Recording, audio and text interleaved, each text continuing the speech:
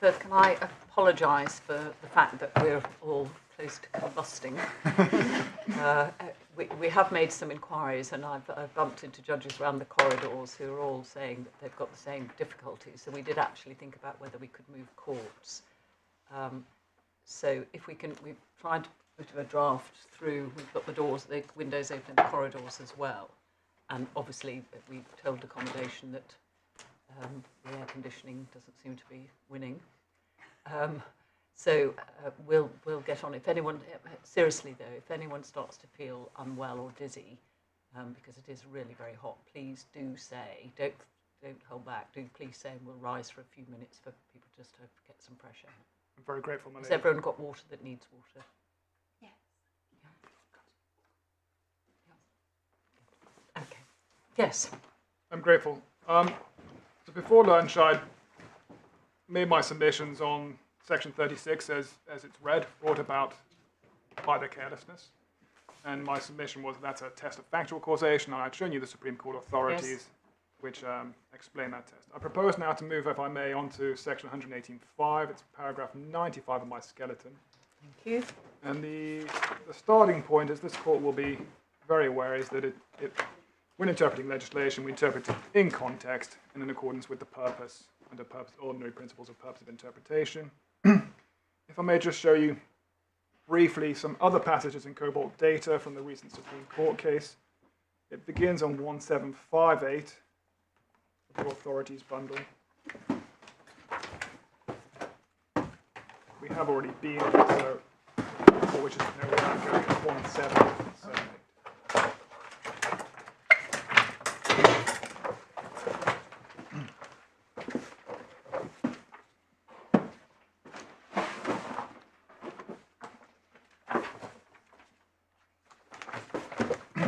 On page 1778, we have paragraph 70. The Supreme Court reminds us what we all already know, that construction of statutes and taxing statutes in particular requires close attention to the purpose of the provision and a realistic view of the transactions or the matters to which it's alleged to apply. 71.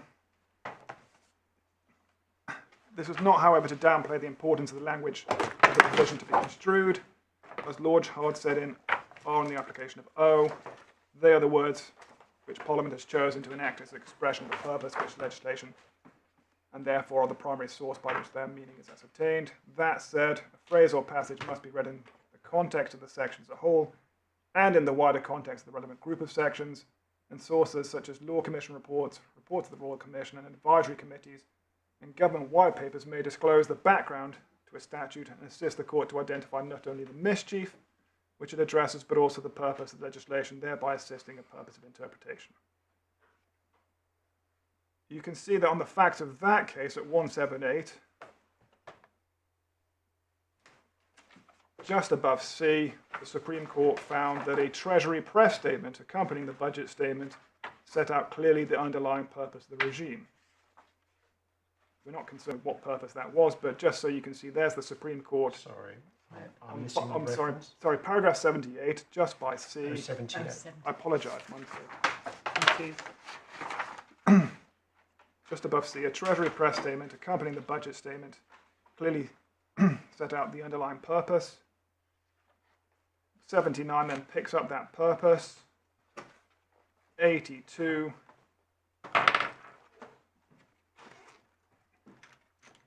Again, emphasises the importance of the purpose, and at 83, the court is back to looking at the Treasury press statement. So you can see there the court emphasising the importance of identifying the purpose and then using the Treasury press statement to identify the purpose in that case.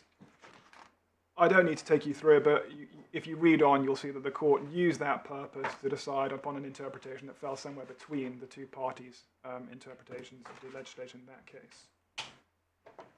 Thank you. We've already seen section 118.5. The point I make at paragraph 95 of my skeleton argument is that this was introduced by the Finance Act 2008, Schedule 39, with effect from 1st of April 2010. So neither it nor anything equivalent to it existed before that. The position before Section 118.5 was brought into force, is what I set out at paragraph 97. There's a clear statement of it in the Hargreaves decision in the Upper Tribunal. And I set that out at paragraph 97. But you can clearly see there the Upper Tribunal is applying a factual causation test.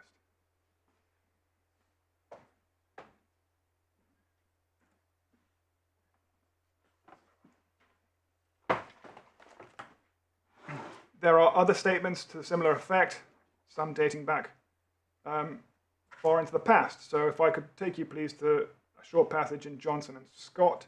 It's in page 770 in your authorities bundle.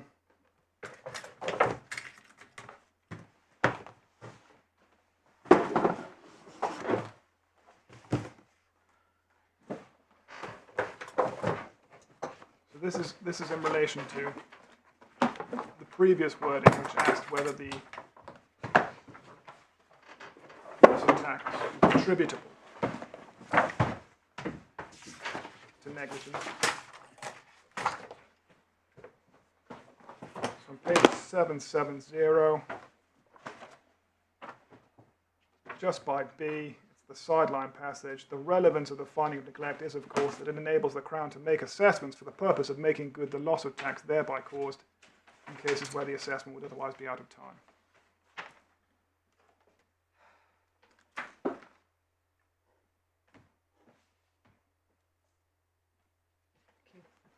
So again, it's that concept of causation. And finally, just I'll show you a case called Re-McGuckian. Begins on page 859.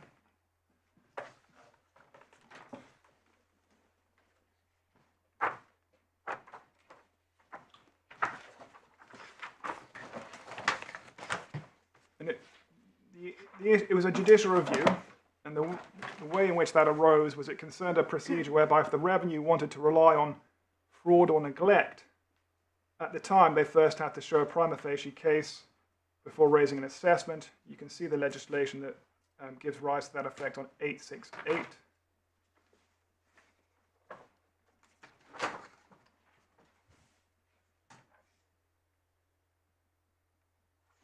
So if we look on 868, in section 41, leave of general or special commission is required for certain assessments, an assessment to tax made by virtue of, and then in B, so far as they relate to an assessment for a period ending not earlier than 6 years before the end of a normal year, section 37 may only be made with the leave of the general or special commissioner on being satisfied that there are reasonable grounds that tax may have been lost owing to the fraud or willful default or neglect. So that was a procedure, and this was a challenge to a finding that there were reasonable grounds. Just in terms of confirming the causation issue, if we look on page 870, please, you can see the finding of the special commissioner quoted from B to E, and just by D, subject to these qualifications, however, I believe that the obligation of the inspector does not extend beyond providing sufficient information to the commissioner to show that there are reasonable grounds for believing that the taxpayer has been guilty of fraud, default, or neglect, which has caused or may have caused the tax. And there was no problem with that decision. 872, please. By C, 872. In my judgment, whatever the standard one applies, the commissioner was sufficiently put on notice of the fact that the revenue had some degree of knowledge at the time of the transactions, if that is to be regarded as material to the question of whether the taxpayer's neglect caused a loss of tax to the Crown. So the only point it's an important point, but the only point I take out of those is that under the previous position, it was clear that you needed to have factual causation.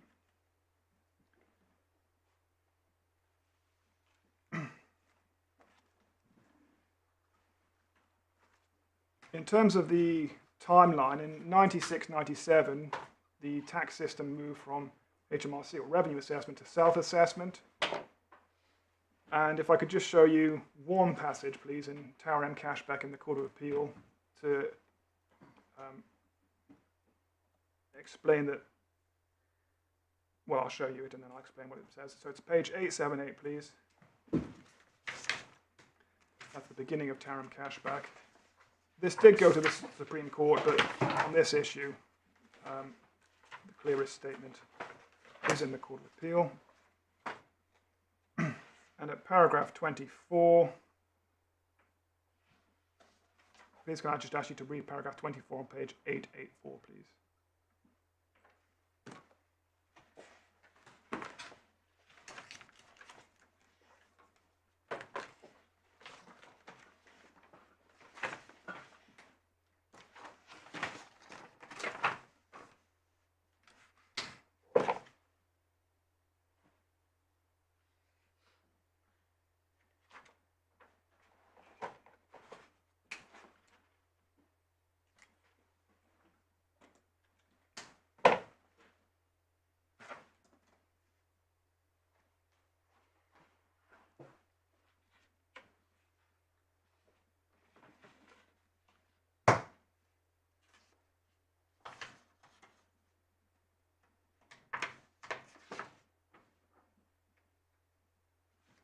The point is, at the very end, summarized, these provisions underline the finality of the self-assessment, a finality which is underlined by strict statutory control of the circumstances in which the revenue may impose additional tax liabilities by way of amendment or assessment.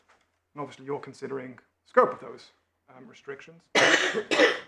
That was the 1996-97 move to self-assessment. I'm now coming right up to 10 years later, the Finance Act 2008. So prior to the Finance Act 2008, the wording of Section 36 said attributable to neglect.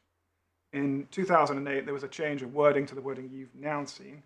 And we can, those changes were part of a very wide review of HMRC's powers. And I'm going to show you, if I may, there were several consultation documents, but this is the one that deals with our changes. It begins on page 1824, which I'm going to guess is in your fourth authorities bundle.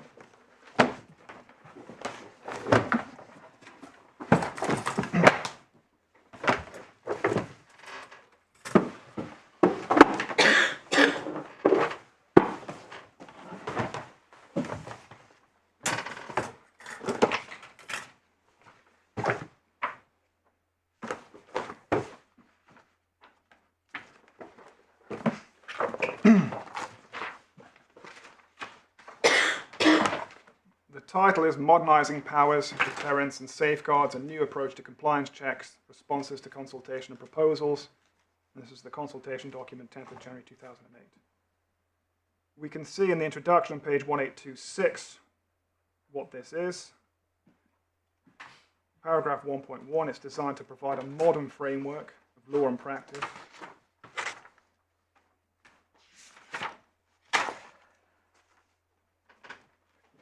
1.2, a key element in this framework is the statutory powers to check whether taxpayers have declared the right amount of tax. It goes on to say a consultation document in May 2007 asked for views on options for improving the existing regimes, in particular to make them more consistent and flexible. This was in line with the broad thrust of the reviews to have powers that are more responsive to behaviours and risks.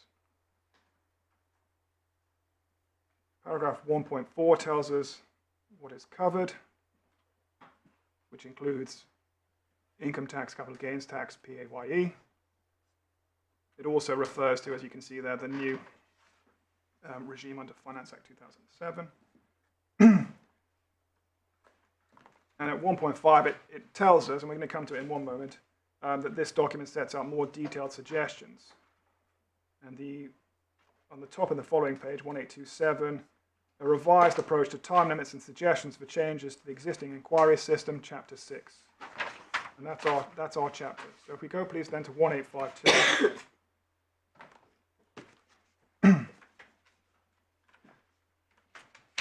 At 6.3, this is under the heading, the chapter heading is time limits for compliance checks. And at 6.3, respondents agreed that there was a good case for symmetry across time limits so far as was practicable. At 6.7, please. One possible way of achieving such alignment and greater fairness would be, and then fourth bullet point, to set the period for tax lost as the result of careless inaccuracy in brackets, failure to take reasonable care at 6 years. This would be a reduction from the 20 years for neglect for income tax, CGT, and CT. It would be an increase of VAT. What you see there is the intention to set the period at 6 years with a loss of taxes as a result of the careless inaccuracy. So that's again describing our ordinary factual causation question. Is the inaccuracy as a result of the carelessness? And you can also see the beginnings of 1185, because after saying careless inaccuracy, it simply says in brackets a failure to take reasonable care. And that's all that 1185 is doing. It's just telling us that.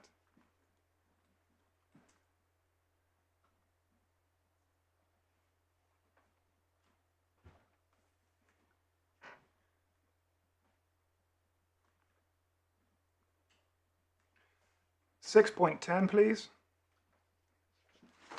Assessments under extended time limit provisions could be made if the officer had reasonable grounds to believe that tax had been lost as a result of a failure to take reasonable care or deliberate inaccuracy. And then at 6.11, same wording, in the last sentence, the recovery period for CT lost as a result of fraud might also be set at 20 years. So this is all framed around causation, factual causation, the inaccuracy being the result of the behavior. 6.15 is perhaps the most relevant passage. Perhaps I can just ask you to read it, and then I'll make a submission on it.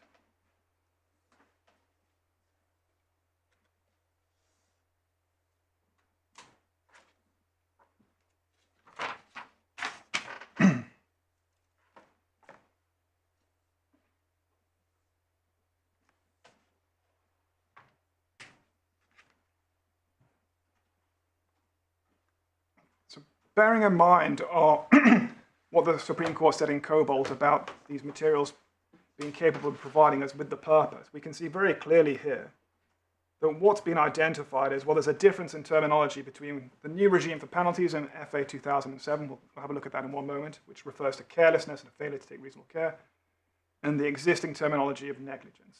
And it says, in rather casual terms, it seems sensible, therefore, to take this opportunity to introduce the same terminology. So this is not a report or a suggestion that we're going to fundamentally change the factual causation test.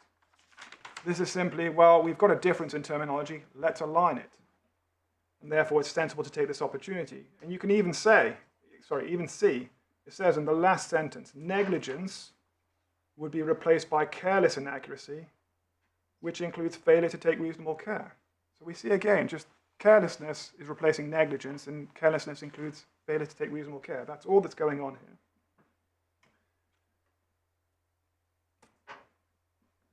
And that's as far as I can see, all these papers have to say on that particular issue of changing terminology. It's just sensible to take the opportunity.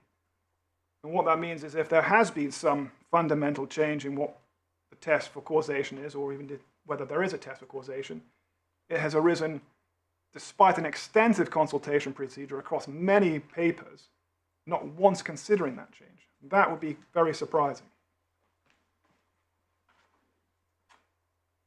Just to show you, if I may, what the report's referring to.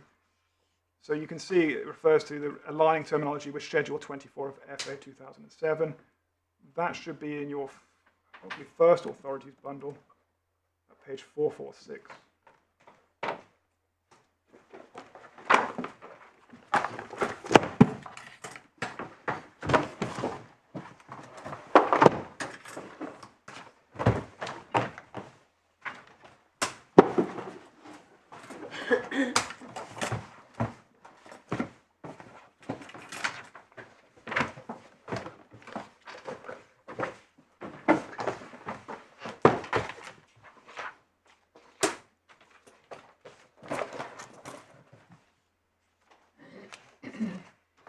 Under paragraph 1, penalty is payable by a person where P gives HMRC a document of the kind listed in the table. Conditions 1 and 2 are satisfied.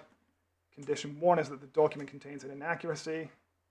And condition 2 is that the inaccuracy was careless within the meaning of paragraph 3 or deliberate. You can see in subparagraph 4, this penalty regime applies to a whole host of taxes across the board, which is part of the broader aim of that consultation process to align and produce consistency. If we then look, please, at paragraph 3 on page 456.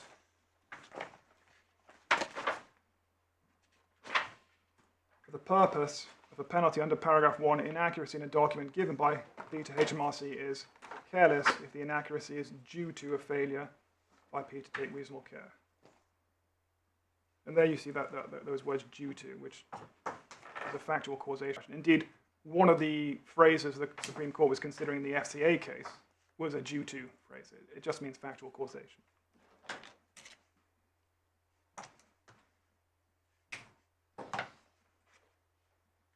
We can then go, please, to the explanatory notes on page 634.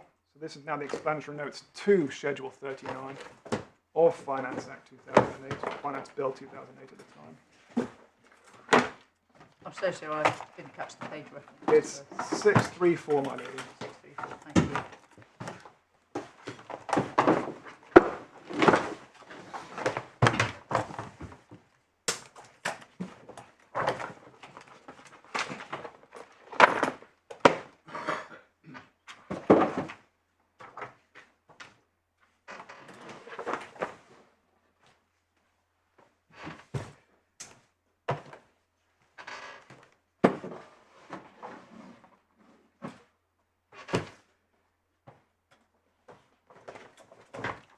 Paragraph 1.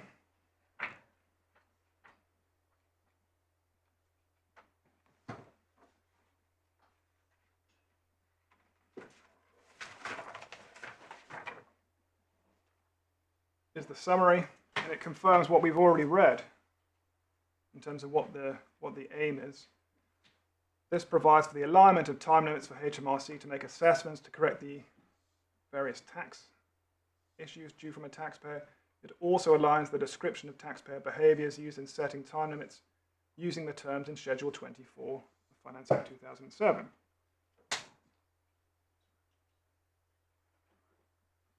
Paragraph 7 on 635, please.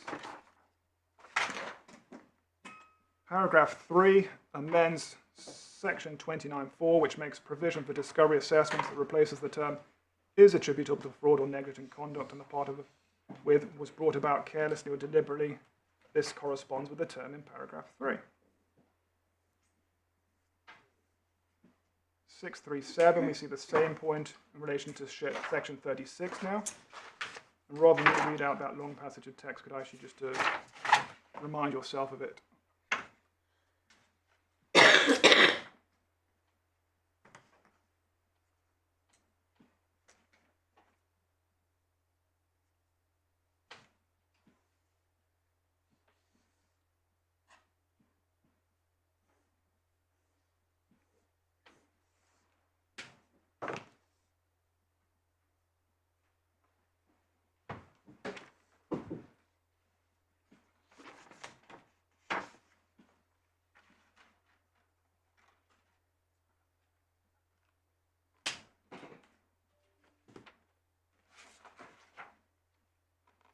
And by the sideline, you'll have seen the same point that we've seen several times now, but this applies to section 36. It provides that the time limit for assessment is extended to 6 years, where the lapse of tax is brought about carelessly by the person assessed corresponds to negligent conduct.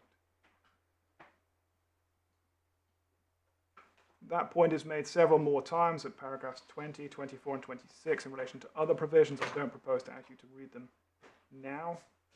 But the theme is one of simply aligning terminology across taxes and aligning time limits. We then get the explanatory note for 1185 itself. That's on paragraph 29, please, on page 640.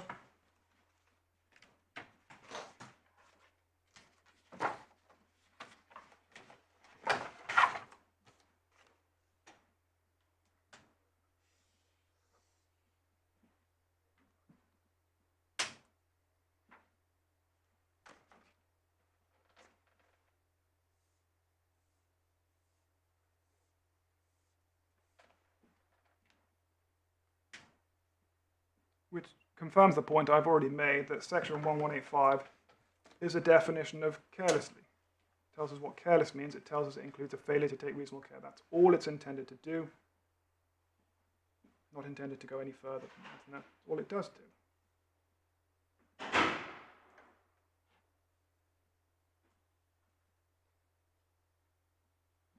And what I say about that is I say 101 of my skeleton argument.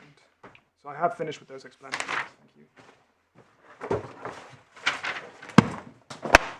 And indeed, those are the materials I wanted to show you in terms of the purpose and background to this legislation.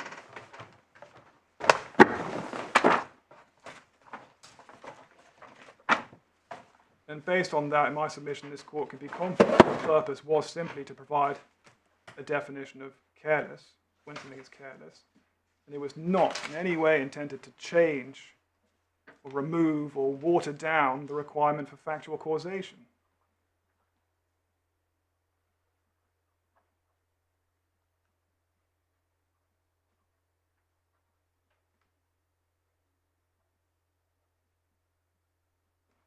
That would have been a significant change in the law. And if it had been intended, if that had been the purpose, you would have expected it to be considered at some point during the extensive consultation process. I mean, there was several, I mean, at least 8 or 9, I think, papers on these issues. I've shown you the relevant one. Not one of them considers changing or watering down or removing a requirement for causation. And yet, if that is what's happened, it's a very significant change. And I make this point by reference, first of all, to the Supreme Court in Rakusin and Jepson. I mean, I set out the relevant passage at 102. I don't propose to take you to it unless you would like to. It's page 1416 for your note. But the point made there is the simple one that if that sort of change had been intended, you'd expect some mention of it somewhere.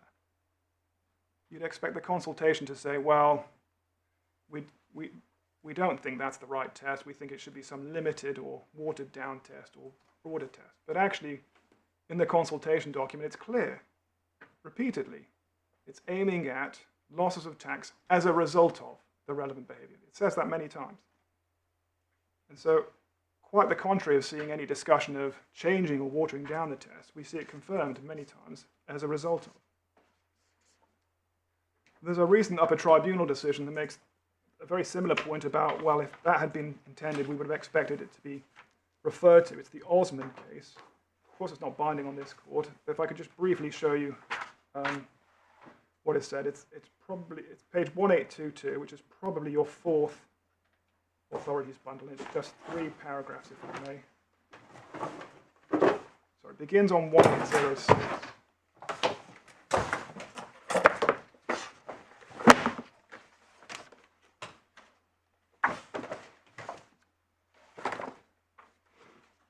The relevant passages are on page 1822.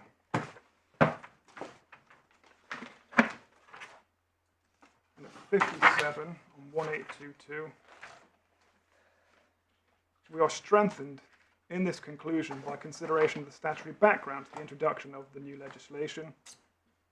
We have already mentioned the consultation document. Nowhere in that document do we see any evidence of an intention to amend the legislation where the main purpose of obtaining CGT exemption should necessarily constitute a purpose of obtaining an income tax advantage. And then 58 continues. And then 59, it seems strange that such a fundamental change as that contended for by HMRC should be wrought without any notice being given and without any discussion in the consultation document which heralded the introduction of the new text. And with respect, I would say that the same considerations apply in this case.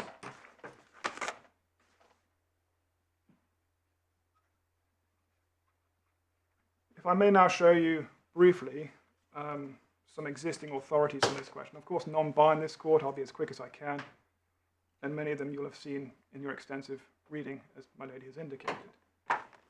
But because they are, in my submission, relevant, I would just like to show you some of them.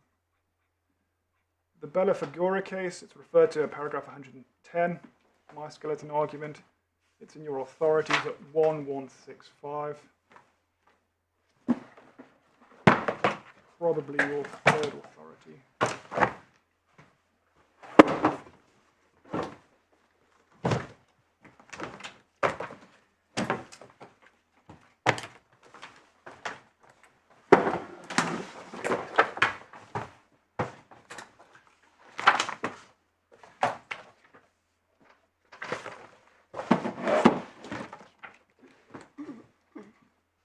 This is a decision of Mr. Justice Nugi, as he then was, and Judge Richards, as he then was. At page 1180, paragraph 51, please.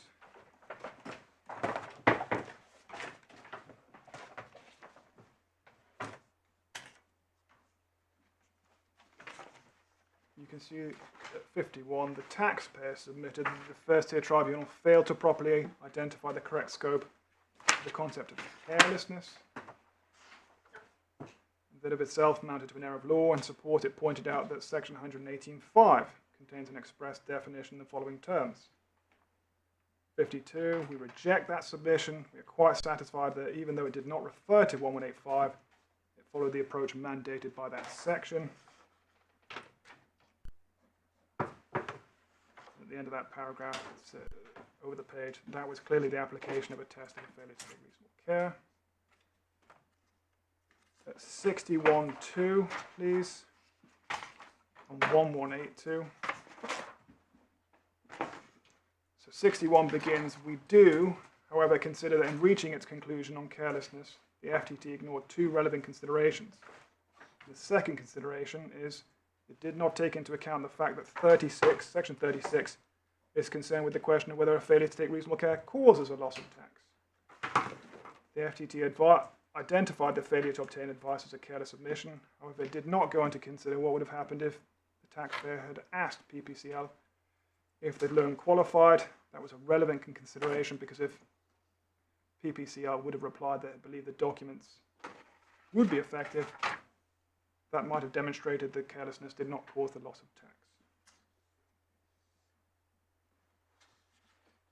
Similar point at 64, just below E.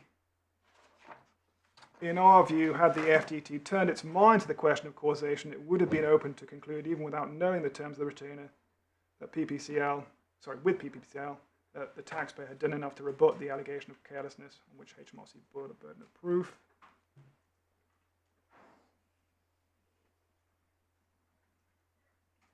And then at 85, we see in relation to the Upper Tribunal remaking the decision. This is page 1187. We remind ourselves that HMRC have the burden of proving that the taxpayer's failure to take reasonable care caused an insufficiency of tax. HMRC have not discharged that burden. And the fourth point, HMRC have not discharged their burden of proving that the carelessness on which they rely caused the insufficiency of tax. In our judgment, given the FTT's findings as to the background, it is reasonable to infer that if PPCL had been asked, they would have produced the desired result, they would have given that confirmation. So this is clear authority in my submission, obviously at the Upper Tribunal level, but that causation is required. You get the same point in Hicks. I've referred to it at 113 of my skeleton argument. It's a decision of, well, in fact, it's the next decision, so we can just... Do we need to go to it as you've set out the relevant passage, I think? I have set out the relevant passages, my lady. It's on page 1215 if you wanted to go to it. But you can see there... It doesn't matter, I don't think, but you described as the next decision is actually earlier in time. Yeah, I was simply saying in the bundle for some reason. Right, okay. It's just simply when I turned the page there, it was my lord. So you've got the relevant passages in that case. Well, for your note, at paragraph 205, the appeal was allowed specifically on the section 29.4 point. There having been another point, and the section 29.4 point specifically raised the brought about carelessly point.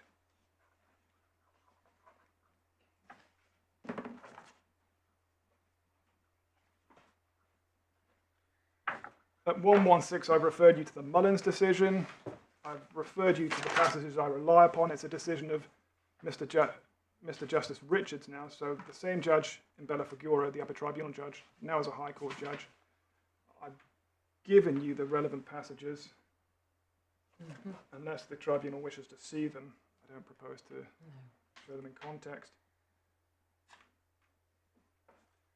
There's a First Tier Tribunal decision at 117, which if I may just show you. It's the Magic Carpets case, and it's in your authorities at 1492. Sorry, 1492. Yes, 1492, my lady.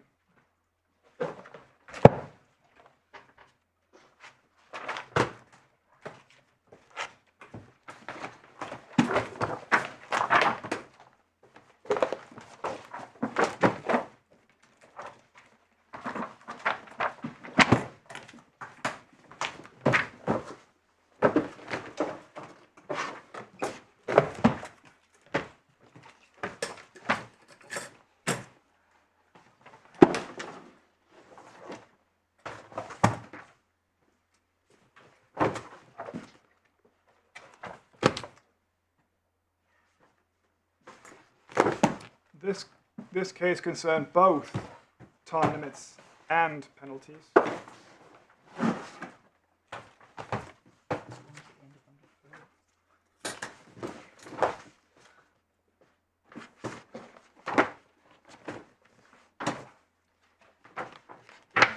Case begins 1492.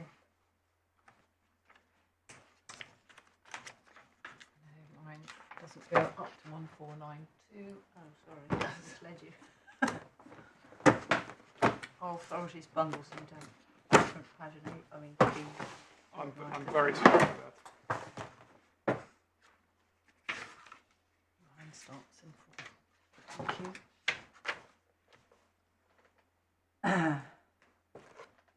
As I said, it concerned both reliance on the extended time limit for careless behaviour and reliance upon carelessness for the purpose of imposing penalties.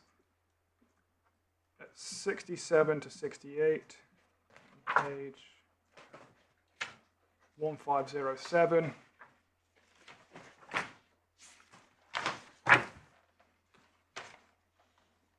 There's a description of the law, the legislation that we've just described. The issues that are before the tribunal turn on whether Magic Carpets was careless or acted carelessly, and in both cases that is tested by reference to whether or not the person fails to take reasonable care, see 1185. No disagreement about how this test should be applied, see Hicks. At 91, please.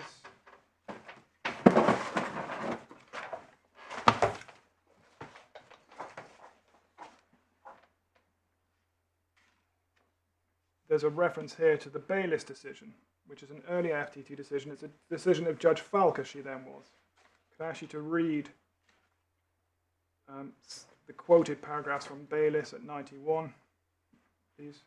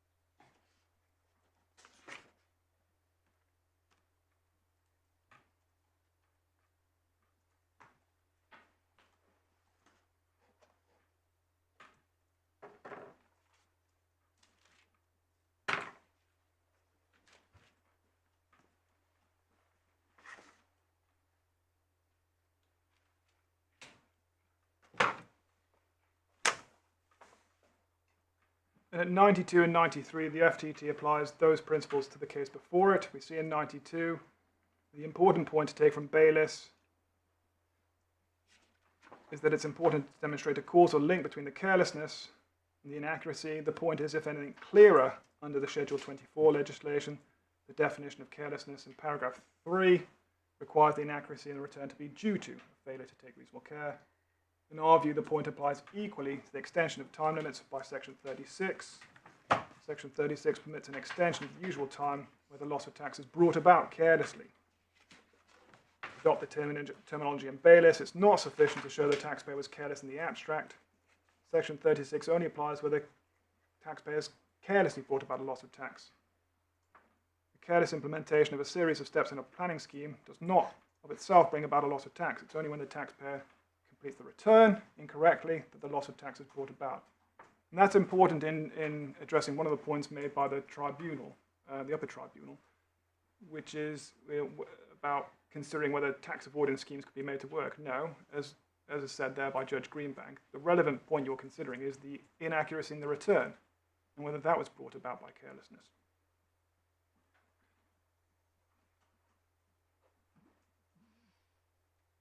Page 1518, we have another FTT decision of Judge Redston. And then if we could skip forward to 1553, please. There's a heading causation.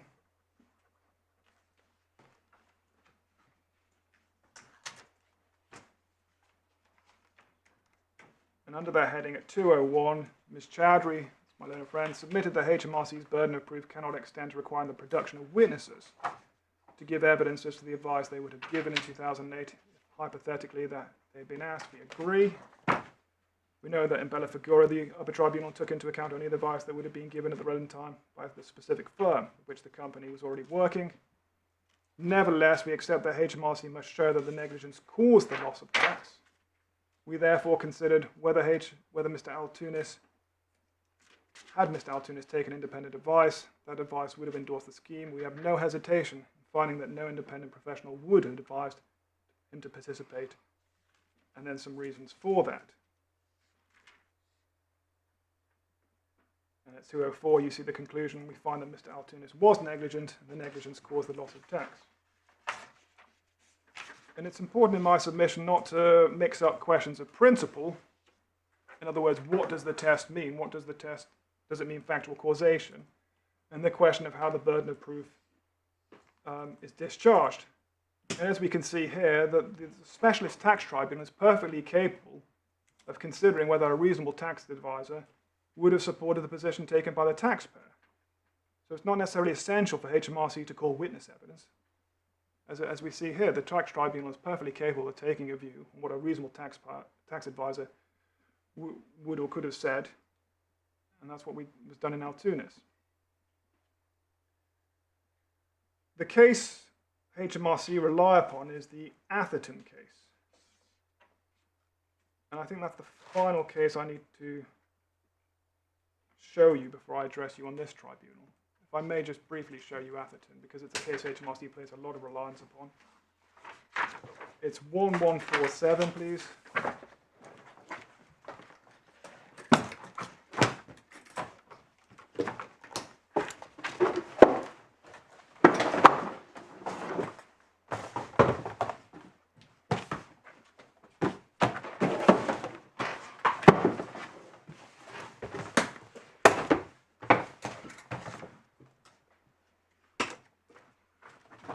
And this was an unusual case because what the taxpayer was trying to do was something that was patently wrong, because they were seeking to enforce an employment loss arising from a tax avoidance scheme into his return for the previous tax year.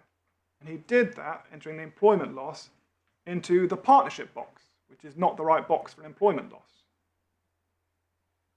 And the taxpayer knew that that box was not intended for employment losses. So it's inherently an unusual case, because the taxpayer is doing something that they know isn't supposed to be done as a matter of the construction of the tax return.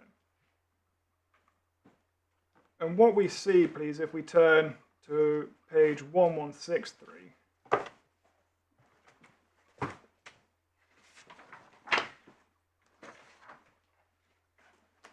61.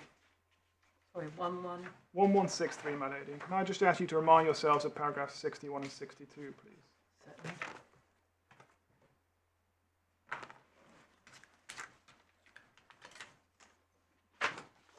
Perhaps start at 60, actually. That might be a better place to start.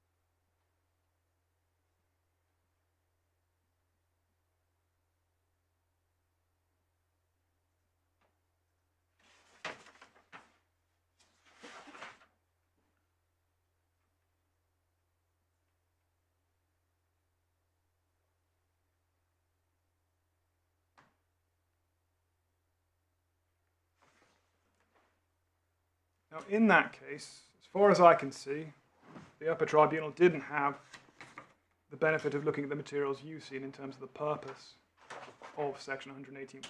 I've taken you through that in some detail. I've also taken you through my various points, and it doesn't seem that those arguments were put, certainly not in the way I put them. It's not, in my submission, entirely clear what the Upper Tribunal is saying, but if it is saying that 1185 takes the test outside the ordinary meaning of factual causation, then, well, you've got my submissions. That's not what it was doing. That's not what its purpose was doing. And in fact, that on the facts, you can see at the end of 62, what the Upper Tribunal said would have been reasonable care was simply not putting the loss in a box that wasn't intended for it, and said, well, he could reasonably have avoided it by confining himself to a standalone claim. So if the failure to take reasonable care is putting it in a box you know you shouldn't have put it in, then obviously taking that reasonable care and not putting it in that box would avoid the loss of tax. So it's not clear that the issue arose directly in that case. But if it did, you've got my submission that with respect the Upper Tribunal wasn't addressed on the issues I've addressed you on. And I've shown you all the other authorities, Ballafigura, Hicks, and the FTT authorities that say, well, it is about factual causation. So you've had my submissions on that. But I thought I'd better show it to you since HMRC say it's an important case. I come now, please, to the Upper Tribunal decision in this case.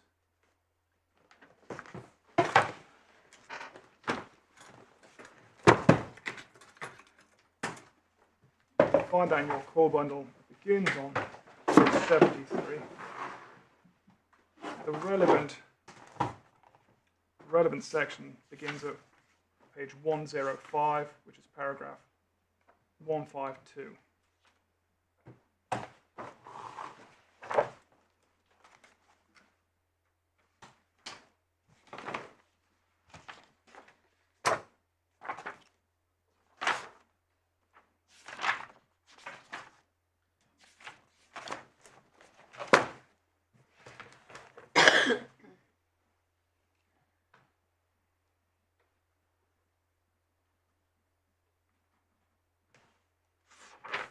Paragraph you taking us to? 152, my lady, which begins that there's no escaping the fact that Atherton and Ballafigura are very difficult to reconcile. Yep. And then it says 153, HMRC do have the burden of proving that the carelessness brought about the loss of tax. So far, so good. 154, the more difficult question is what HMRC need to do to discharge the burden, whether they did enough in this case. We accept it's possible to read passages in Atherton as meaning that once HMRC have established carelessness, that's all they need to do. But if that's what was being said, they don't agree. At 156, what the Upper Tribunal was pointing out in Atherton was the importance of the word avoid. If the taxpayer failed to take reasonable care to avoid the loss of situation, then they would have brought about the loss of tax. The point being emphasized was that it was not the same as the common law test of causation. Upper Tribunal not saying that HMRC did not bear the burden of proving that different test of causation. I mean, we can see there that it's talking about not the same as the common law test of causation, but the burden of my submissions before lunch was to say, well, there's not a special common law test of causation, it's simply a matter of factual causation. And when you reject that, if you do reject that, the question becomes, what do you replace it with that can possibly be a test of causation? And in my respectful submission, the Upper Tribunal fails to identify anything that could possibly pass for a test of causation. Sorry, it's not your fault in the slightest, but I'm having trouble following the triple negative in the penultimate sentence. Not saying HMRC did not bear the burden of establishing that different test of causation. So what exactly are they saying there? Well, we go on to 157, my lord, and it says, as to what HMRC do have to show, depends on the facts. The extent that the carelessness relates to a deficiency in advice, HMRC do need to establish the relevant deficiency could have been avoided. But just pause there. If the deficiency is in the advice, then all that is saying is that all you need to prove is that they could have acted with due care. This is not about causation. This is just you can't be careless unless you could have acted in a non-careless way. If you really read what that says, it says the deficiency is in the advice taken, and HMRC do need to establish the deficiency could have been avoided. But that's just saying you must establish that they could have behaved not carelessly. And that's confirmed if we read on. It says, how it could be avoided will depend on the facts. If, for instance, no advice was taken, then the carelessness could be avoided by taking advice on that issue. But do you see how we've moved from a test of causation into purely a test now of considering, well, could you have not been careless? I mean, that is explicitly what it's saying. It's saying if the defect is not taking advice, all HMRC need to do is that on the issue, all HMRC need to do is prove that you could have taken advice. Similarly, we go on. If the advice was from an advisor on whom it was unreasonable for the taxpayer to rely, then it could have been avoided by taking advice from a qualified advisor. Once again, all that's doing is saying, could you have behaved carefully? But paragraph 155, Yes. took us to first, seems effectively to endorse your case. It does, save for the fact that the Upper Tribunal then interprets whatever it said at 155 in a very different way to the way it would ordinarily be understood, and that's what we're seeing at one. This doesn't seem to fit with 155. No, it doesn't, my lady. That's my point. Is that we've started off saying yes, HMRC have a duty to prove causation, and then we've somehow ended up saying, well, what do HMRC have to do to discharge that duty? Well, all they have to do is prove you could have behaved carefully. It doesn't matter what would have happened if you behaved carefully. And that doesn't time with the final sentence of paragraph 155. No. Such a reading would have the result that in practice there was no additional burden of proof in relation to causation, and that, Yes. in our opinion, cannot be right. Well, that's what we say is the problem with this, my lady. And at 158, they say, well, to that extent, so to the extent of showing you could have Well, behaved. you've got to read on, because in 160, Yes. they come back to the question of causation. Not enough for HMRC to show taxpayer was careless. Carelessness must have been a failure to avoid bringing about the loss of cats, and so on. So they're not departing from the requirement for causation, are they? Well, my lord, if you read the end of 156, it says. I was referring to 160. No, I'm getting there, my lord. I apologise if I'm taking you there. So it's saying at the end of 156, it says the tribunal was not saying HMRC did not bear the burden of establishing that different test of causation. Then 157 is telling us what HMRC must show, and so this is the most detailed explanation of what the Upper Tribunal believes is necessary to be shown to discharge that burden of causation.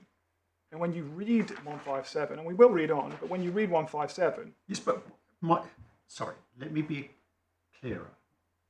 What I'm putting to you is that 157 is not addressing causation. 157 is addressing a different question, which is what needs to be proved with regard to lack of care.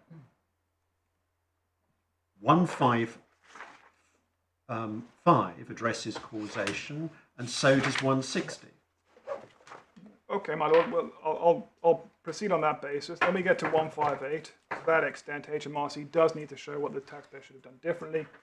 And then 159, do not consider that the burden on HMRC carries an obligation to prove a particular counterfactual outcome. In particular, in relation to carelessness said to result from deficient advice, does not require HMRC to establish on balance of probabilities what the result of remedying the deficiency would have been.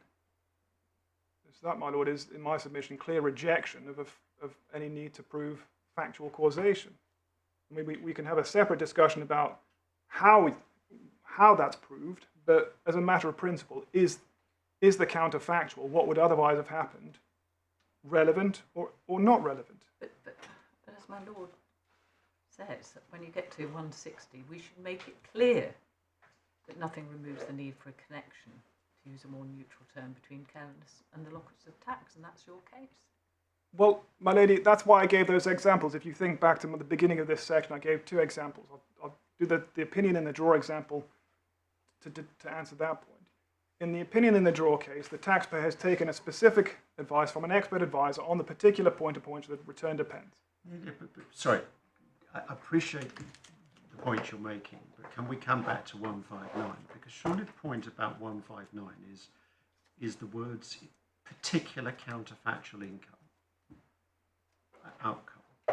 So if the taxpayer has taken no advice at all, what they're saying is it's not incumbent upon HMRC to lead evidence positively to establish what advice would have demonstrated if it had been taken. My lord, that's why I said that. And it's a question of the shifting of the evidential burden, isn't it? Because surely at that point they're right, because the evidential burden then shifts to the taxpayer to show that even if they had taken advice, it would have made no difference. My lord, well, I can understand that, and well, I entirely understand that, and that separates out the question of principle from the question of evidence. So, if it's relevant as a matter of law, what would have happened otherwise? Then that's my factual causation test. That's the but-for test usually. But in my submission, that's not how I read 159 into 160. Because the Upper Tribunal isn't saying, well, it's not just that HMRC don't have to prove it, but they also say, well, it's not. They don't even need to plead it. I mean, there was a point here about HMRC didn't even plead. Well, let's leave aside the pleading point. Let's come back to the example we were given.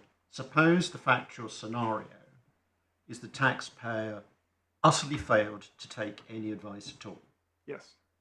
And suppose it is decided that it would have been reasonable to take advice. Now, on those two assumptions, is it your case that it's incumbent upon HMRC to positively prove that if advice had been taken, it would have made a difference? It's my submission on those facts that HMRC must allege that the failure to take advice brought about the loss of tax, and that must involve alleging that had the advice been taken, the loss of tax would have been avoided. Do I say HMRC then have to produce an expert witness to say, well, if I'd advised on this, I would have said this? No, I've shown you Altunis, which says that the tribunal can take, an expert tribunal can take a view on that question. If the parties want to call evidence, then they can. But as a matter of principle, a complete case of loss of tax brought about due to carelessness or as a result of carelessness involves asserting not only the carelessness, not only the loss of tax, but also that the loss of tax the carelessness brought about the loss of tax. There's three elements to it. And so HMRC do have to at least allege the relevant statutory test is met. They have to allege it. They have to plead the statutory test as met. And then my Lord's points about evidential burden do come into play. In the sense that if HMRC can say, well, look, on this point of law, you should have taken advice, and we don't think the advice would have agreed with your tax return. And then the reason that the expert tax tribunal is well in a position to take a view on that. If the taxpayer wants to come along and say, well, we don't agree with that, actually, advice would have supported our position, then it's open to the taxpayer to do so. But as a matter of the elements of satisfying the statutory test, do HMRC need to allege that the carelessness brought about the loss of tax? In my submission, yes, that's the statutory test. Does it, given that HMRC have the burden of proof on that issue, do HMRC have to put enough before the tribunal in terms of argument submission, could be evidence, but argument submission, to allow the tribunal to say that there's a prima facie case that HMRC have made out the statutory test is met? I say yes. In terms of shifting evidential burdens, then absolutely, there comes a point, and we all know this from the various cases, in which HMRC have done enough to prove a prima facie case, whether through submissions, reasoning, argument, before the tax tribunal, that the burden then, evidential burden, but not the actual burden, evidential burden shifts to the taxpayer to address that. But that's just how all of these issues work. I mean, even the issue of carelessness involves HMRC. For example, in the Hicks case, that was an allegation that an advisor had given negligent, careless advice that no reasonable tax advisor could have given. And what HMRC have to allege there is exactly that. This advice was careless because no reasonable tax advisor could have given that advice. And then they can satisfy that, but they don't need to produce an expert. They can satisfy that burden in various ways. You saw in Altunis. The First Tier Tribunal, Judge Redston, a very experienced judge, just cut straight to the chase. He said, no. Yes, HMRC need to prove that the carelessness caused the loss of tax, but come on. No reasonable advisor could have given that advice, and therefore you were careless, and it did cause the loss of tax, because if you'd taken advice, you'd have been told this didn't work. And in my submission, that's not what the Upper Tribunal is saying, because they say, well, HMRC don't need to do anything in relation to the causation issue. It's not about proving a particular counterfactual outcome beyond alleging and putting a prima facie case of the counterfactual outcome being that more tax was paid.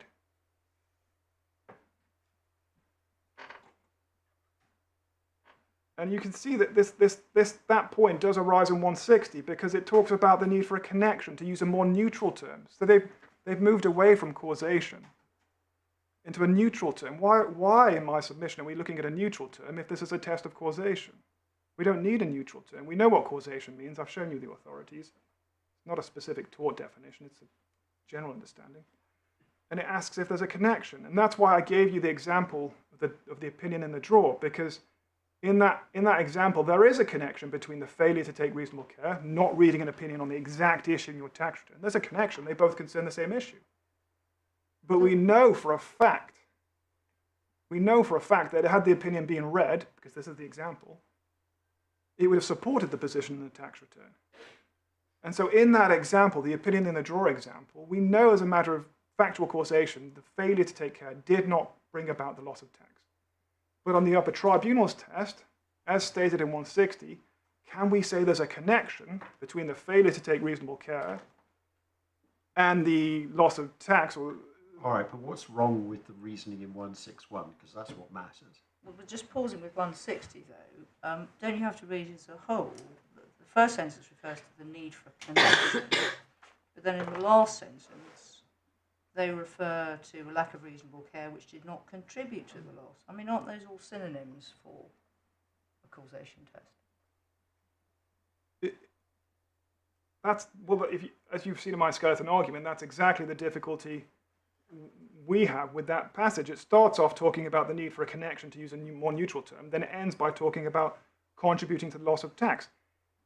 My point on that in my skeleton and now is, how can you decide whether a failure to take reasonable care contributed to a loss of tax without considering what would have happened or might have happened if the care had been taken? So we then come exactly back into the situation where HMRC do have to say, well, had you taken reasonable care, the loss of tax would have been avoided. We're right back there, but that's the factual causation test, and that's not what HMRC did in this case. HMRC said, well, we didn't need to prove or allege any particular outcome, and they didn't. And so, well, I mean, if this court reads certain passages as consistent with my case, well, I'm not going to disagree with the court reading it consistently with my case, but that's not in my submission how it was intended.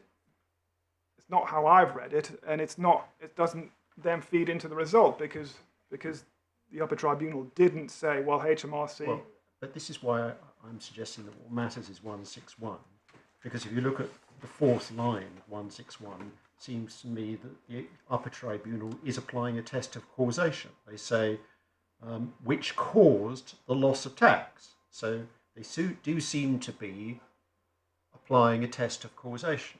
So therefore, I come back to my question, what's wrong with the reasoning in 161? My Lord, it's because the so-called test of causation they're applying is not a test of causation. That's why I Even though they use the word caused. That seems to me to be pretty redolent of causation, is it not? My lord, well, What other word could they have used that would have made it clearer? No, my lord, they do say the word cause, but when you work through the reasoning in the preceding paragraphs and ask, well, what did that tribunal understand and mean by cause in that case, it's not factual causation in the sense that I've been explaining it. As you've seen, at 160, they say, well, there needs to be a connection between carelessness and the loss of tax. A connection, using a more neutral term.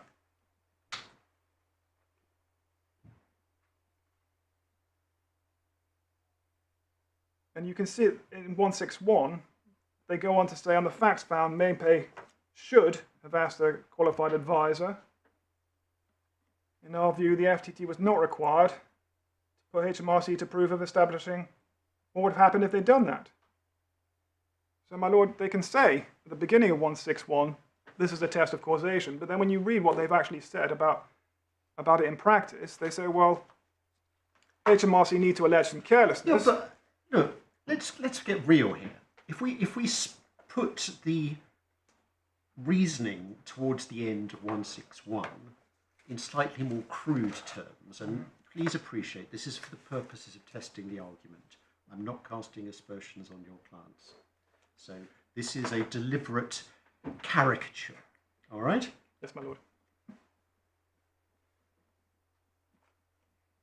What they're saying is, if the taxpayer's objective is to create a scheme to avoid tax, and if they hadn't been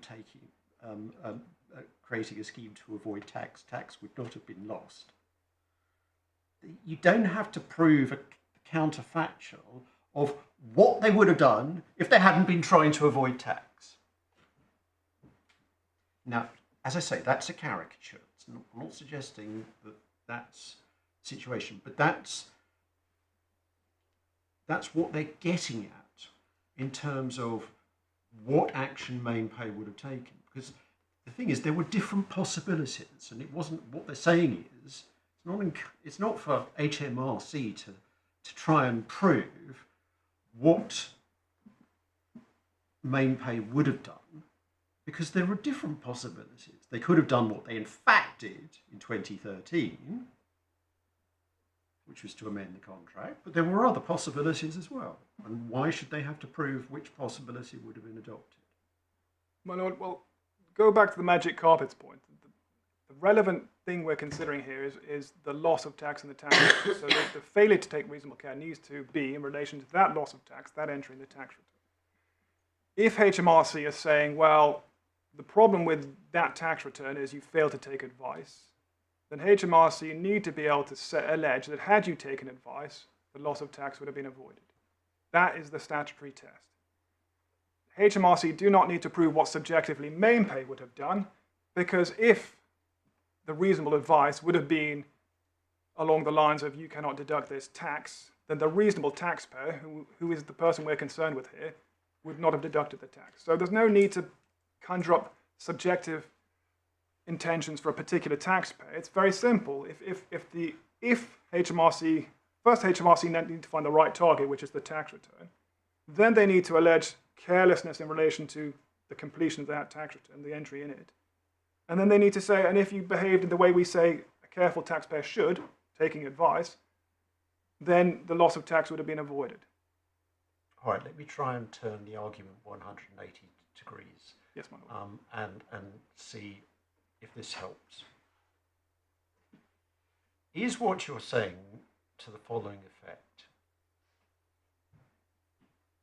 namely that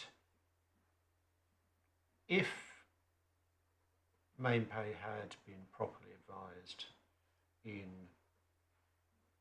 relation to the 2010 contract, the result would have been the same as it was in respect to the 2013 contract, viz. It would have been drafted differently, but it would still have failed. And therefore, it wasn't the failure to obtain proper advice that caused the loss. It was the fact that the fundamental approach was flawed. Is that the argument? That was the point we put in the Upper Tribunal, which is frankly made good by what happened in 2013. The point I was just making is a slightly different point, which is that the right target here for HMRC to focus on is not advice before the contract, it's the tax return. That's the point that Judge Greenbank made in Magic Carpets. The loss of tax is only, you can enter into the most negligent scheme in the world, but if it's picked up before you complete a tax return, it never brings about a loss of tax. And so the relevant target for any allegation of loss of carelessness bringing about a loss of tax is not the planning, not the execution, it's the tax return. Now what happens at those stages may inform the carelessness or otherwise the tax return, because if the taxpayer says, well, my tax return was not careless because I took advice before entering into the transactions and I relied on the same advice in completing my tax return, well then you simply test it by reference to that. Was there carelessness in relation to the advice as relied upon at the time of the tax return, and what would have been different, if anything, if that carelessness hadn't happened? So you actually don't end up in these situations of trying to work out whether schemes could be fixed or not. If you identify the correct target, it's the tax return, by which time the events have happened, and you simply ask, well, what was the carelessness in relation to completing the tax return? Failure to take advice. All right, you failed to take advice when completing your tax return. Let's assume that's careless. Then what HMRC need to do, because that's the statutory test, is allege that failure to take reasonable care brought about the loss of tax, which they can only do by saying, well, if you had taken advice, the loss of tax would have been avoided. And so, as I said, you don't get into these questions of can schemes be fixed or tax avoidance schemes be fixed or made to work. It's simply the loss of taxes in the tax return, and that's the focus of the inquiry.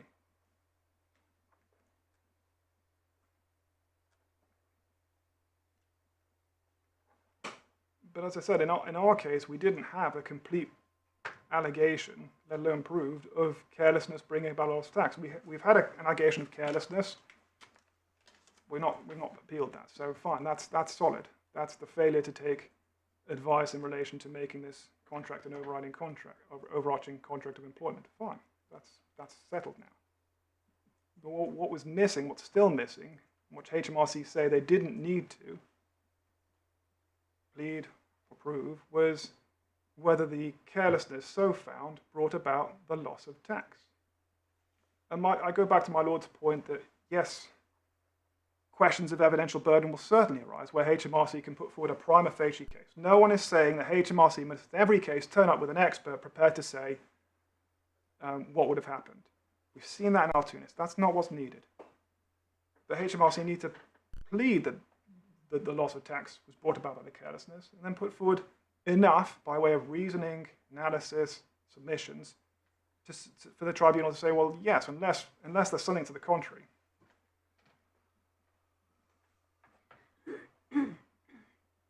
I'm just checking if there's anything else. I appreciate it.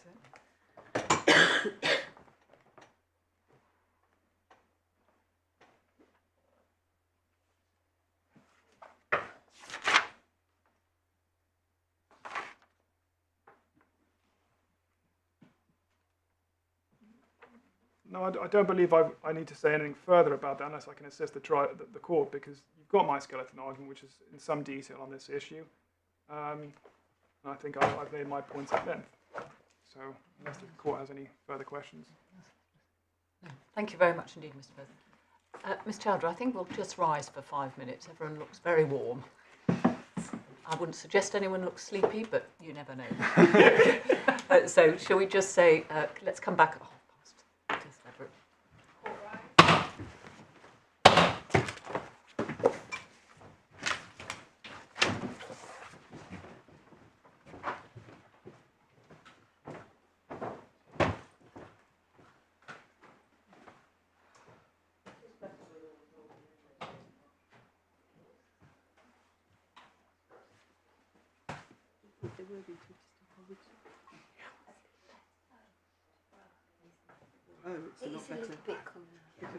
The breeze helps.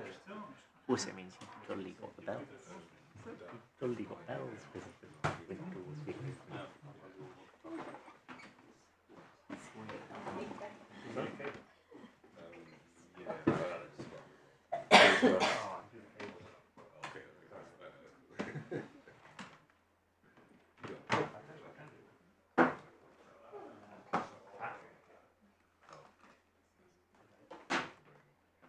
iPhone? iPhone, yeah. Old one or new one? I've got a cable that you can plug in. I've got a double thing, so if you can face it being away from you, that's probably best. I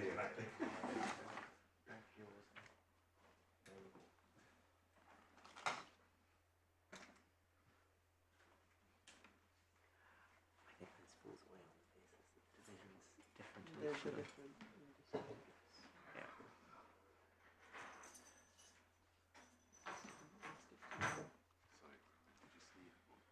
Yeah. Oh, sorry, yes. Yeah. Sorry, I have to sit here. Is it? That's okay. Is it? It's on silent. Yeah, great.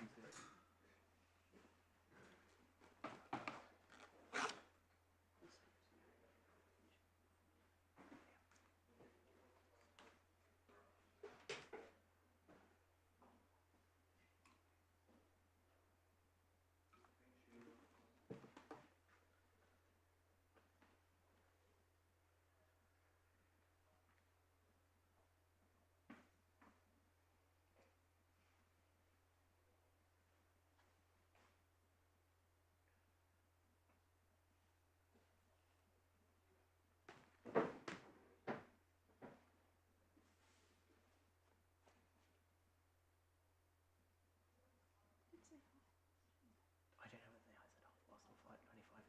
That's why I didn't move. I got worried. They said 5 minutes, and then I thought they said half past. So I was not sure.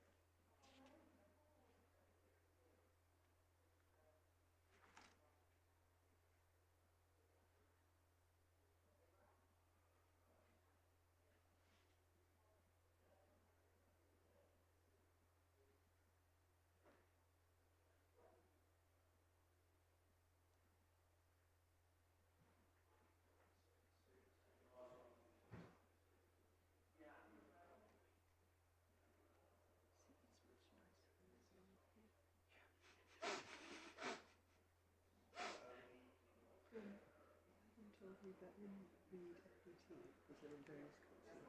One was a transcript, and they had a very hot day visiting on one day, I think, in the FPT in the summer. I wanted to suggest to the judges that they could read the disability submissions in a limited court. So you could write a transcript. Don't ask questions.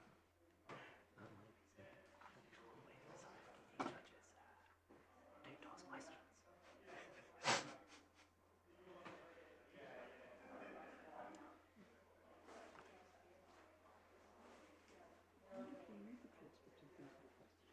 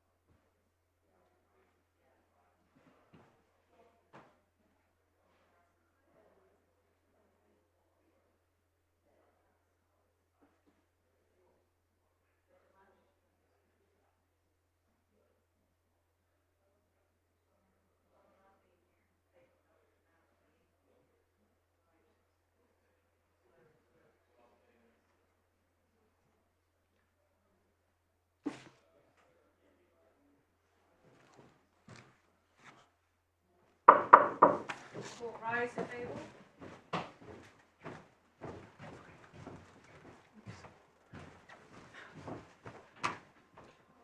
It's a little too prompt. Do go ahead, don't worry.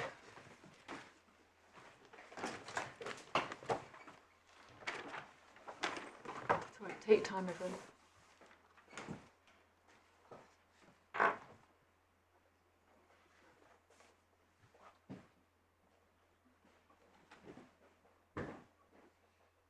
So, I will address you on grounds 1 and 3, and my learned junior, Mr. McGee, will be addressing you on ground 2. Thank you. So there will be some inelegant shuffling when we have to swap around. Okay. And we'll see how I get on. I'm reasonably optimistic I will finish ground 1 before the end of today. If it's coming after 4 o'clock, it maybe we push ground 2 and 3 until tomorrow morning. Certainly. But we don't expect to be taking up the entire morning on both grounds. Now, ground 1 is the only ground regarding the nature of the engagement between the appellant and its workers now. You'll have seen from both the FTT and Upper Tribunal decisions that it was made in the alternative to the appellant's primary arguments in relation to both the 2010 and 2013 versions of the contract it had with its workers. Now, before the FTT, the appellant had contended that the 2010 contract was an employment contract, which was disputed by HMRC, but it had accepted it was not an overarching employment contract following the FTT's decision in another case, Decker Solutions, which was later upheld by the Upper Tribunal. In relation to the 2013 contract, the primary argument before both the FTT and the Upper Tribunal was that it was an overarching employment contract. That argument was rejected and it is no longer relied on. An argument about a contract being an overarching employment contract is one which frequently comes up before the courts, and most recently has come up before the Supreme Court in PG Mall, and which the Supreme Court handed down its decision last autumn, and there was no appeal against this court's decision on the overarching employment contract issue. I don't think I need to take you to that for the purposes of your note. PG Mall is at page 1736 of the authorities bundle, and it is paragraph 22 on page 1742, which confirms it's not looking at the overarching contract point. Now, the appellant's argument we've seen is summarised at paragraphs 15 to 16 of the skeleton argument, which is that the existence or not of an employment relationship is a matter of classifying a contract, and the same contract may be classified in different ways at different times, depending on whether it satisfies the requirements of an employment contract at those times. And if the periods when the contract is not classified as an employment contract are not continuous, those periods are nevertheless part of the same employment. Now, this argument did not find favour before either the FTT or the Upper Tribunal, and it will come as no surprise that HMRC's primary submission was that neither tribunal made any error in rejecting the argument, and I primarily rely on the comprehensive reasons given by both tribunals. Again, for the purposes of your note, as you read them, you will find this, the Upper Tribunal considers the argument at paragraphs 72 to 83. This is core bundle pages 88 to 90. And in those paragraphs, at paragraph 75, it upholds the FTT's decision. And its reasons are set out at paragraphs 138 to 150. That's core bundle pages 158 to 159. And I would say we rely on all the reasons given by both tribunals for rejecting the argument. We may look at some of them later, but you do see I do copy from them into the skeleton argument as well. Now, as noted by both tribunals and the parties, the only authority which has come anywhere close to considering a similar argument, and that too rather elliptically, as put by the Upper Tribunal, was Reed. Now, Reed was also the first tax case to consider the question of an overarching employment contract. The issue in that case is the same as the one here, namely whether travel and subsistence expenses incurred by workers and reimbursed by the appellant employment agency were deductible for tax purposes, which depended on whether or not the workers were travelling to and from temporary or permanent workplaces.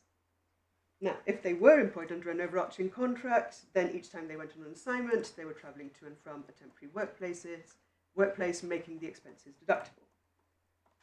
In Reed, both the FTT and Upper Tribunal concluded there was no overarching contract, so each assignment was a separate contract, meaning they were travelling to and from permanent workplaces, so no deduction arose. That is the same result as in this case, and also in Exchequer. Now, when Reed had to look at the question of an overarching employment contract, its understanding of that term came from the employment law cases, which had developed this concept over time, in situations where you had workers who would be working for an employer with gaps in their employment. And in general, and this is generalizing quite far, but broadly, if there were sufficient obligations in the gaps, that would mean there was an overarching contract which would allow those workers to rely on certain statutory rights. Those may be a right to bring a claim, say, for unfair dismissal or to certain statutory payments. I am going to take this slightly slowly, but hopefully not too slowly, because the one thing we haven't done so far is look at any employment law cases. But hopefully I can do this reasonably quickly. The first case we see, which uses the term umbrella contract, is Nethermere St Neots and Gardner. This is at the authorities bundle, page 776. I am going to guess, I think that might be volume 2 of your authorities bundle.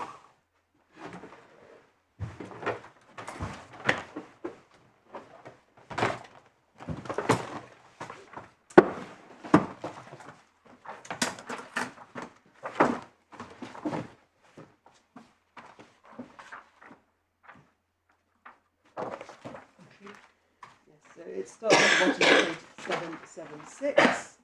And it concerned two part-time home workers who sewed garments manufactured by a company as and when work was given to them, no fixed hours, and they were paid according to the work they did. They brought proceedings for unfair dismissal, and both the Industrial Tribunal and Employment Appeal Tribunal dismissed the company's appeal, as did the Court of Appeal. Now, this is the first case. This is the case where we first see the first stage of the ready-mix concrete test of mutuality of obligations, described as giving rise to an irreducible minimum of obligation, which is a theme which we see all the way through, again, most recently in PG Model. You see that on page 787, between F and G in Lord Justice Stevenson's decision.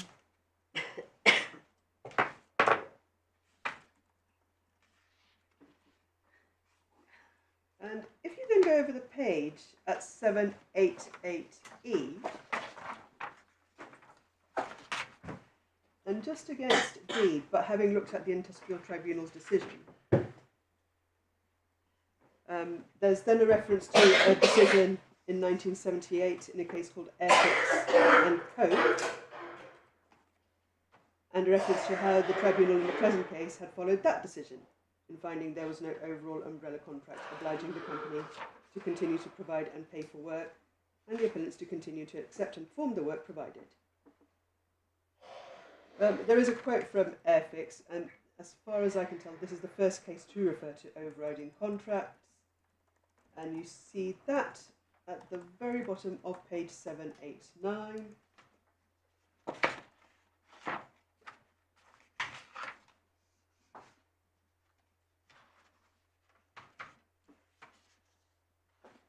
So Airfix is where we get the concept, first time we see overriding contract. Nethermere is where we first see it referred to as an umbrella contract. And if we then turn to page 796,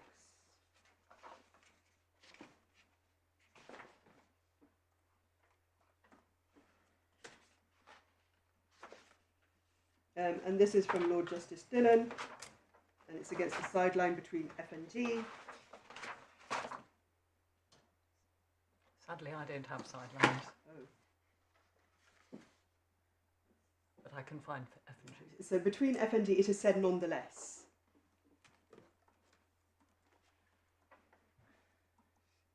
Yeah, and basically it said, Lord Justice Dillon explains that there is no contract of service absent mutuality, and either there is then no contract or a contract for services or something else.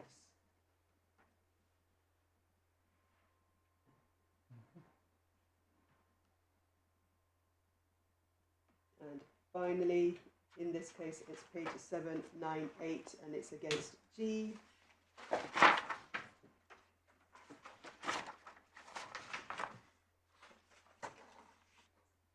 Which just confirms that if there's no obligation on the workers to do work or the company to provide work, it could not be a contract of service. Now, the reason I take so this is a case which talks about an umbrella contract to emphasise the importance of mutuality of obligation, and both these passages are referred to by the Supreme Court in PG Mol. Again, just for your note, this is paragraph 44, and it will be Authorities Bundle, page 1745. The Supreme Court also referred to the bank nurses case of Clark and Oxfordshire. Now, this is Authorities Bundle 818, which is hopefully the same volume.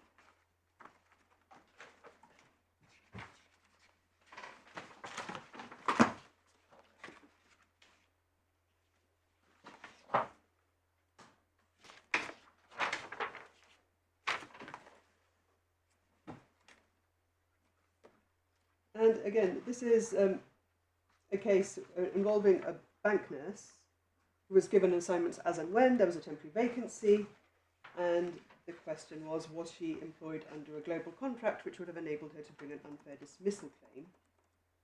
And Sir Christopher Slade describes the issues such cases gave rise to in paragraph 15 on page 820.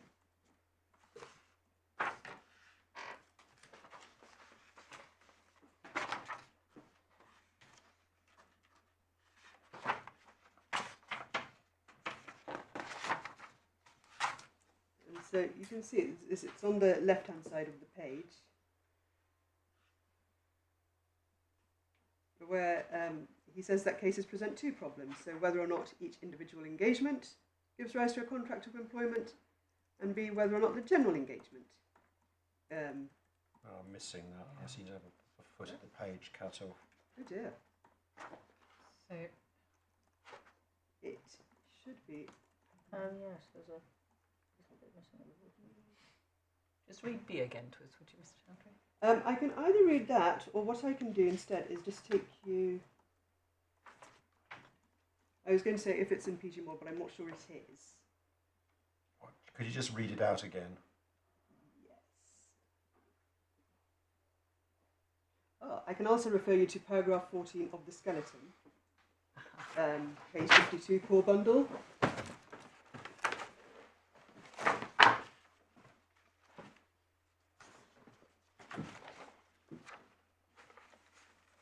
Which sets it out.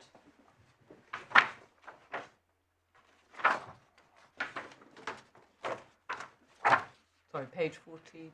52 of the core bundle, paragraph 14, HMRC skeleton. Got it, thank you.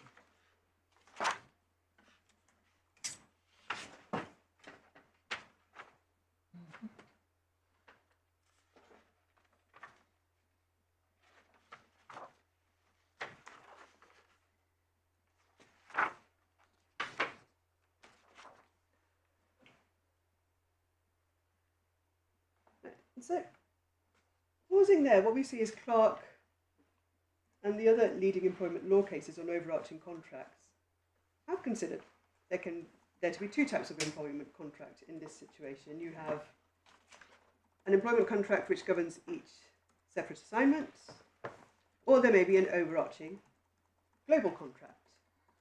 And Nethermere, and the cases which follow it, make it clear that if there's no mutuality in the gaps, the overarching contract may be for services or some other form of contract, or no contract at all, but it won't be a contract for services. So that then comes to the question, well, can you nevertheless have an employment relationship made up of a number of separate contracts of short duration in the absence of mutual obligations in the gaps, so that you can then, as it seems the appellant is arguing, nevertheless have a continuing employment relationship, discontinuous employment relationship. Now, we do have cases which say there is nothing wrong with having separate assignments, that there's nothing inherently repugnant about them, which is a phrase taken from Macmillan. But before that, if we could turn to Quashie, which just confirms that, well, while the parties may have thought they were entering into, at least one of the parties may have thought they were entering into a global contract, you have to look at what exactly were the terms of that contract, and it may well be that they were only employed on an assignment by assignment basis. So Quashie is page 987 of the authorities, volume 2.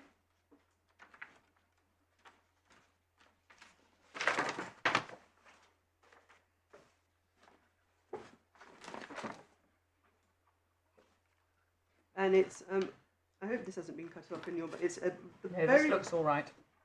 right, so it's the very bottom of page 989, the last sentence, there is in principle no reason.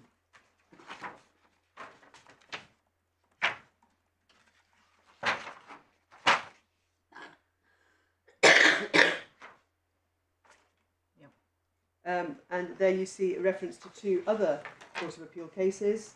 We only need to look at one of them, and that's Macmillan, which is at page 800.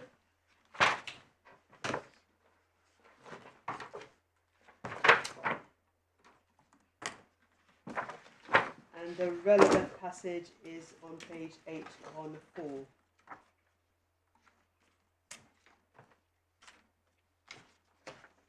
At the very bottom, and it's against note 2.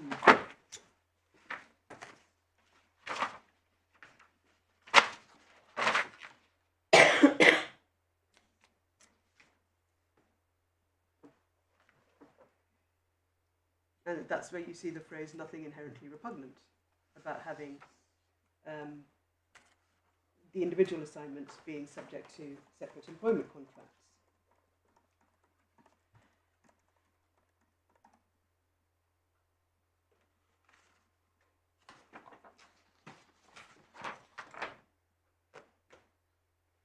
Now, I do make that point. The reason I've taken you to McMahon and Quashie is that the appellant's arguments do almost tend to say, well, you shouldn't be considering there just these two possibilities. And it doesn't make sense to be having these separate assignments constituting employment contracts. But we do have authority confirming that there isn't anything wrong with that. And again, this is confirmed in PG Moll as well, which was looking at that question. And it is common ground between the parties, and it really can't be anything else, that the basis in law of employment is contractual, and it is rooted in common law. We're not looking at a statutory test here. But when the tax cases are looking at, right, whether or not someone's employed and the nature of the contract under which they're employed, they do look at the employment law cases, because there is no tax-specific statutory definition of employment. And as you'll be aware, this comes up quite frequently in IR35 cases, where the tax cases will look at the principles established by the employment cases. Now, the appellant is arguing for a new type of employment relationship, involving the single discontinuous employment contract. Now, none of the cases in the authorities have considered overarching contracts have considered any such argument. We'll come on to read later, but it is accepted the argument in read is different from what the appellant is arguing for. Now, HMRC made the same point before both the FTT and the UT, and it was noted by the Upper Tribunal, paragraph 76, that while the absence of any authority supporting this argument doesn't mean it's wrong, it would nevertheless be surprising if it was correct, or arguably correct, but it hadn't been the subject of any argument in any of the previous decisions concerning overarching contracts, or more particularly, employments with gaps between assignments, up to and including PG Moll. And as far as the tax cases are concerned, now I've said Reed is the one which comes possibly the closest to considering this point, but it was put in slightly different terms. You'll have seen, especially in my learned friend Skeleton, he does go at some length to criticise the decision of the FTT in Reed. Now, this isn't an appeal from the FTT's decision in Reed, and it's already been appealed. It was appealed both to the Upper Tribunal and indeed to the Court of Appeal. By the time it reached the Court of Appeal, most of the points had fallen away. But more importantly, neither the FTT nor the UT in this appeal were concerned with the reasoning of the First Tier Tribunal in Reed. They looked at the argument separately. They looked at it differently. They looked at it based on the way it had been put before them by the appellant. But the high point in terms of authority in support of the appellant's case is that one sentence in paragraph 279 of the FTT's decision in Reed, which you were taken to earlier, but I would like to put it in context. So this is Authorities Bundle, page 981.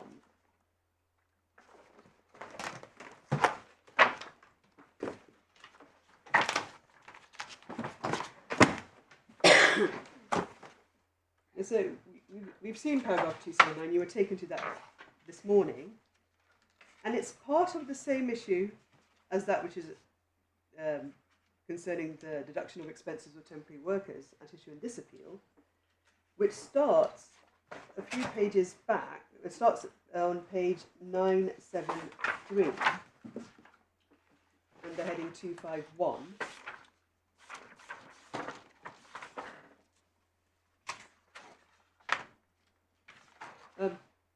We don't need to go through all of this, we can take it out to a reasonable clip, but again, the issue is the same. Is it an overarching contract? Are they separate assignments? If you look at paragraph 255 on page 974,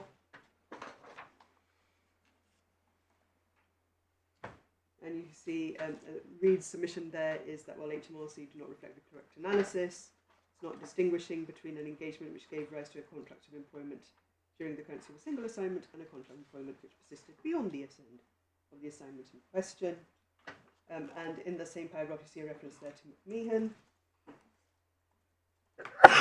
And if we go on over the page to 975,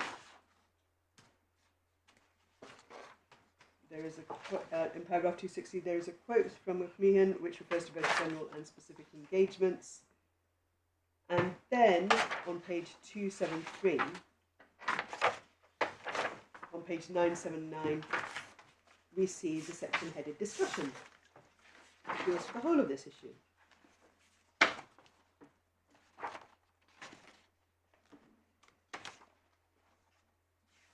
And so the FTT says the only question we have to answer in respect of this issue is whether the employed temps were engaged under a series of job-by-job contracts, as HMRC contend, or under a contract that continued following the end of an assignment, as Reed contends.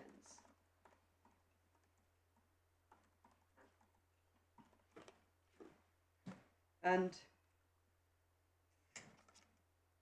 so it is, you can see, that is how the FTT approaches the question, that there are two possibilities. And at top of paragraph 275, it says, well, this breaks down to questions whether when he is not on an assignment there is a contract at all, and if there is, whether it is a contract of employment or there is some other relationship between Reed and the employed temp. So it then goes on to consider the terms of those contracts, and it's page 980 at the bottom of 277.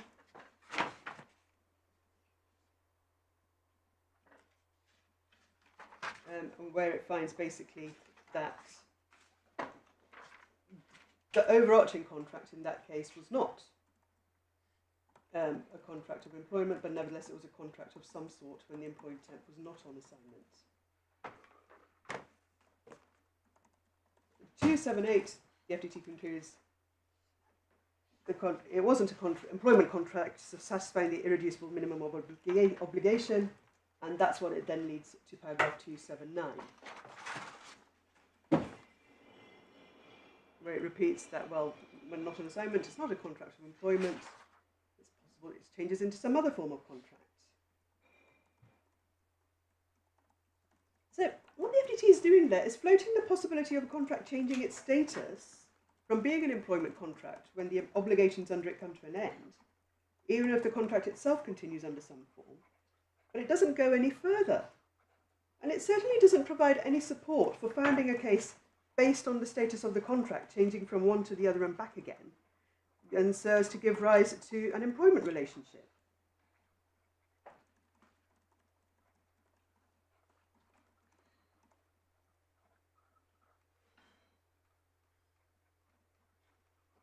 Now, the appellant relies on the Supreme Court authorities regarding contractual intention, which confirmed common law applies in order when you're determining whether or not a party intends to replace their contracts. Now, HMRC have no issue with any of those principles, but we don't really see how they provide an answer here to this question. When we're looking at what is it that the parties entered into in terms of the contract which governed their relationship. Now, if you were to, it may well be the parties considered they were entering into an overarching contract, but the tribunal has come along and said it doesn't satisfy those requirements. It then comes into a question of, well, if that's not an overarching contract, nevertheless, when each worker was on assignment, and if you look at the RMC three-stage test, they nevertheless did satisfy it. So those individual assignments do satisfy the requirements of being an employment contract. But what it doesn't go on to say is that, well, you may not have intended just those individual assignments to be separate contracts. You may have intended your overall contract to be your employment contract. But if it's not, that doesn't mean that the court should now find that that contract nevertheless gives rise to some form of discontinuous employment relationship. That is the problem, that is the issue HMRC have difficulty with. And it's the point which none of the tribunals have found in favour of the appellant. This third possibility. As far as HMRC submit... Well, I appreciate your cases, there is no third possibility, it's one or the other. but approaching it as a matter of fundamental principle. If we characterise the fundamental proposition as being that there is one contract, Yes. which, as you've just correctly identified on the appellant's case, is capable of changing its status over time, backwards and forwards. Yes. So that at one moment it's an employment contract, and another moment it's not an employment contract, and yet another moment it is an employment contract again. My question is this: why, on the level of fundamental principle, is that inconceivable? Well, actually, I'd say it may well not be inconceivable. You could, and when I say I haven't suddenly conceded HMRC's case. I guess my point is, I hope not. My point is that's not how the law's developed, in a sense, and you can see why it hasn't developed that way. A much easier way of looking at this is what HMRC have submitted throughout, is that, well, if your overriding contract does not satisfy the requirements of being an employment contract, but nevertheless there are instances where workers are carrying out work in return for pay. There's mutual obligations, there's control, there's all the other stuff. Then what you have is a framework agreement which is governing the relationship between the parties. And it's under that framework agreement you then have these individual employment contracts.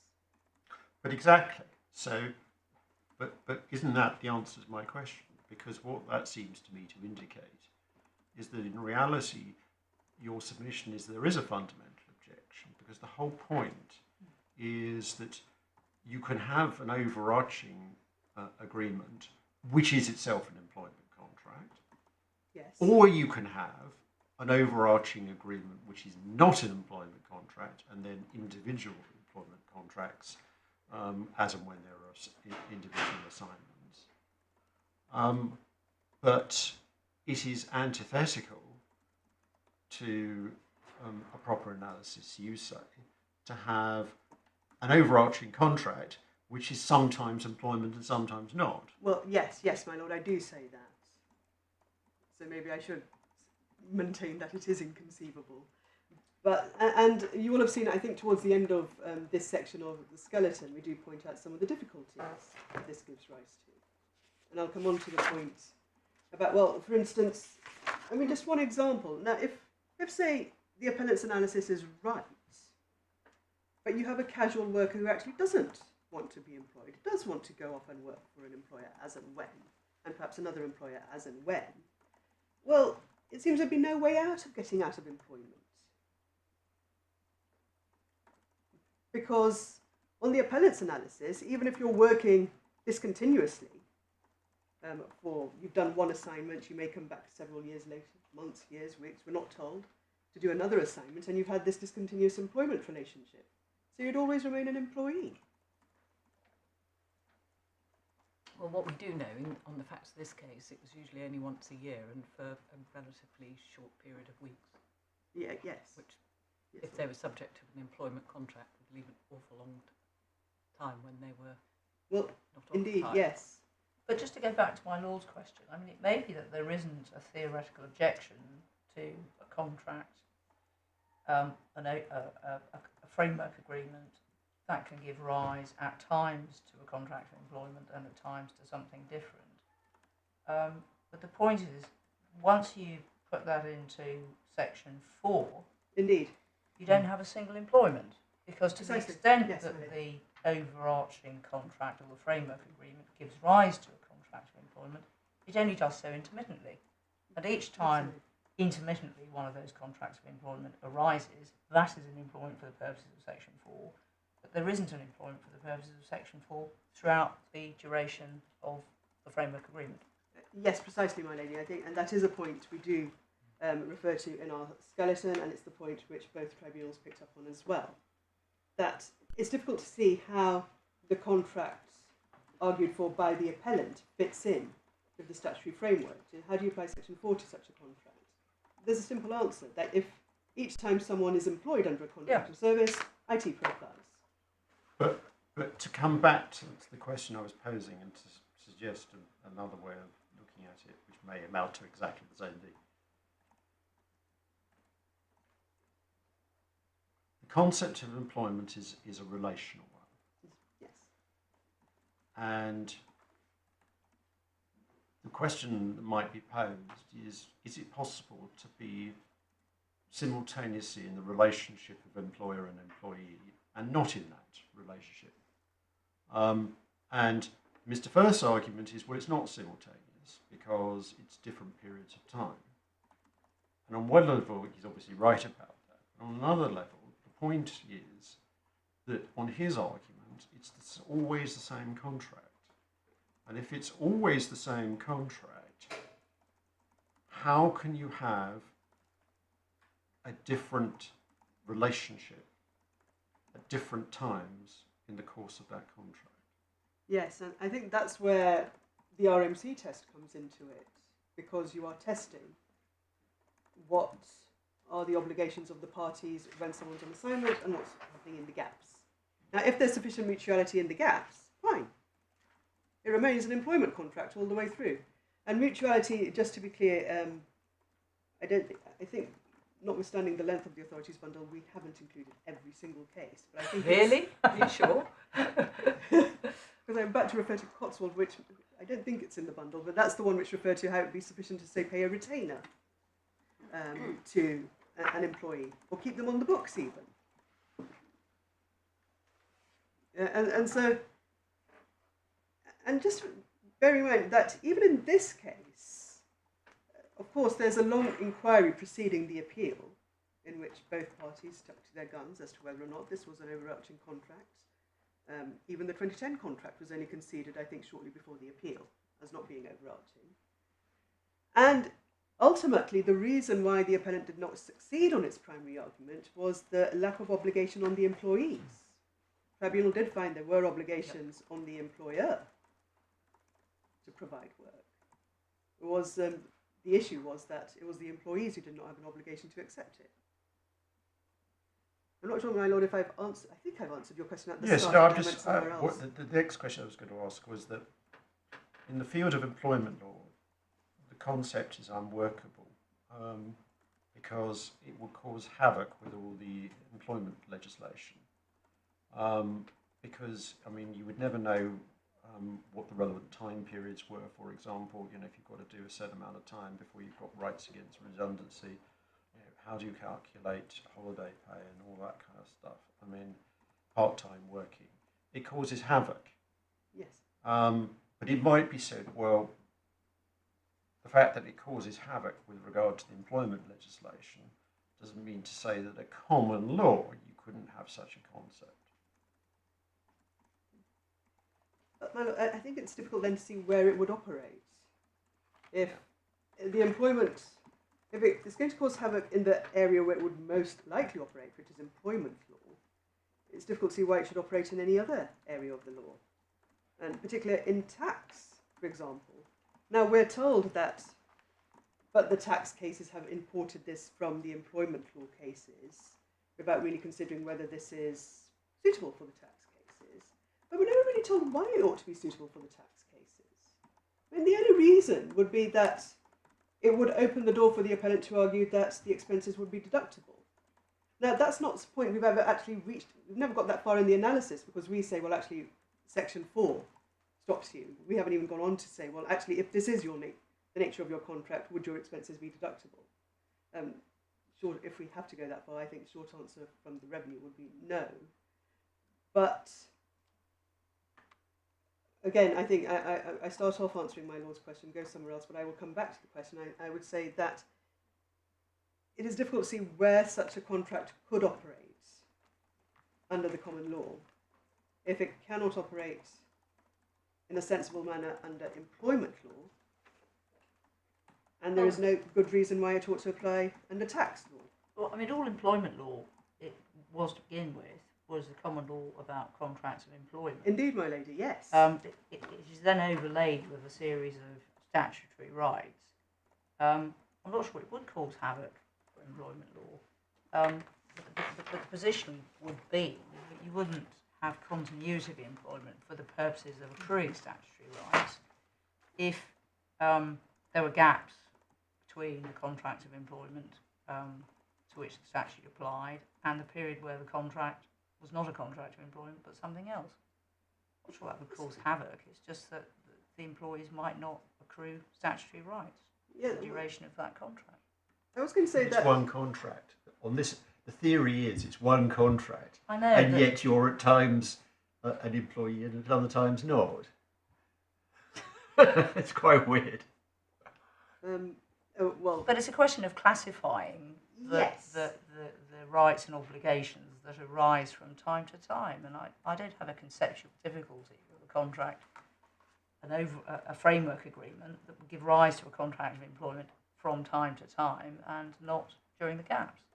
well, I think that's where we say that it's conceptually it's simpler to, and that is how the cases have considered it up to this point. And that's how the tribunals in this case approach it. Indeed, yes, Yeah. my lady. And as I say, this is based on higher court authority.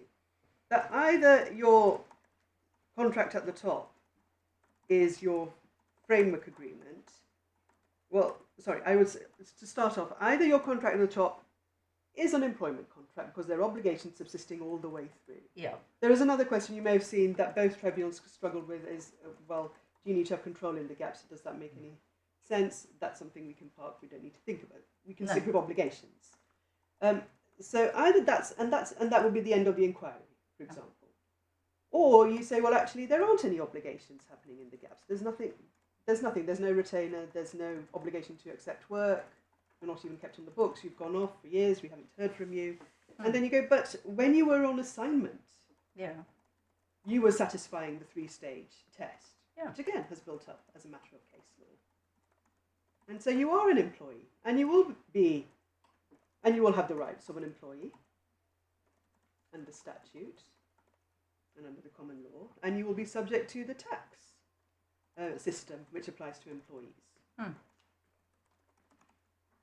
I mean, I was wondering about this. I was wondering whether it was slightly remiss of us not to include a very simple diagram in our skeleton. And I'm now going to, hopefully, not too aggressive hand movements, but the way we think of it is if you have a straight contract and you have specific contracts for the assignments underneath it, whereas the appellant's case is you have this contract which sort of dips in and out. And that's the difference between us.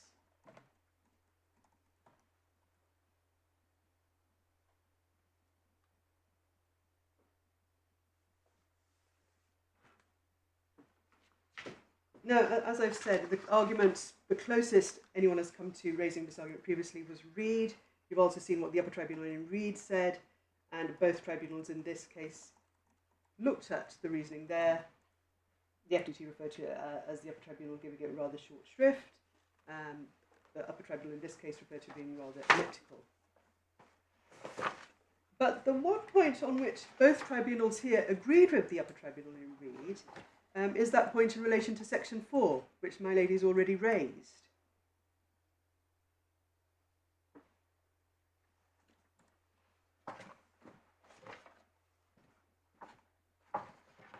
And so we would say that gives you an answer here, because Section 4 is premised on there being a contract of service. It isn't.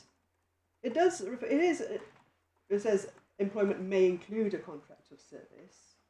But we see that is how the employment tax legislation works.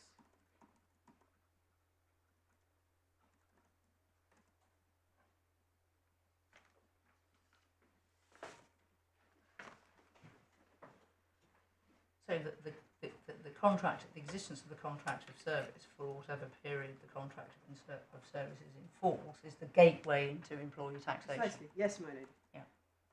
Well, it means that your income is then taxed as an employee,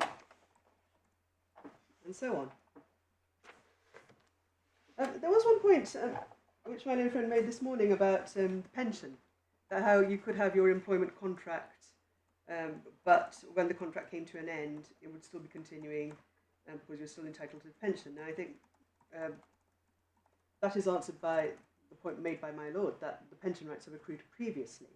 If we wanted confirmation of that point, But also, generally, the pension rights are under a separate pension scheme. So you're a beneficiary of the pension scheme, and that's where you get your pension from. So Yes. you're entitled, while you're an employee, the employer deducts employee contributions and pays employer contributions into whether a statutory scheme or a private scheme. But after your employment ends, my understanding is your rights as the beneficiary of the scheme arise under the terms of the scheme, not your contract. I wouldn't disagree with that, my lady. I was just going to refer you to the case which my learned friend handed up. This is the Cumbria County Council case.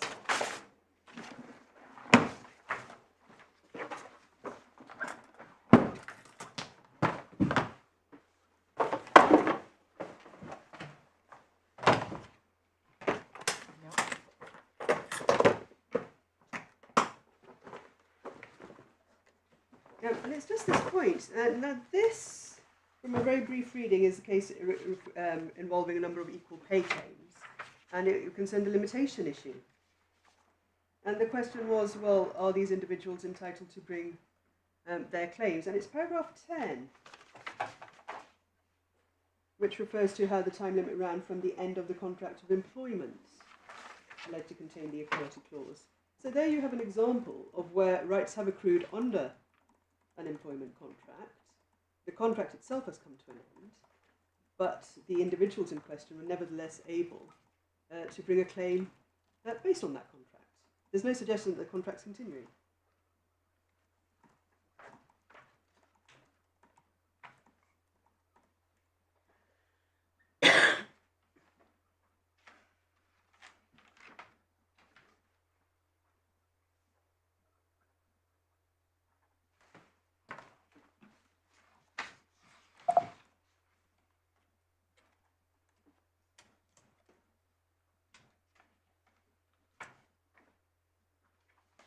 I think making reasonable progress. You will see in HMRC's skeleton, we do deal with the points made in the appellant skeleton in paragraph 51, where the appellant takes issue with various points in the tribunal's decision. Yes.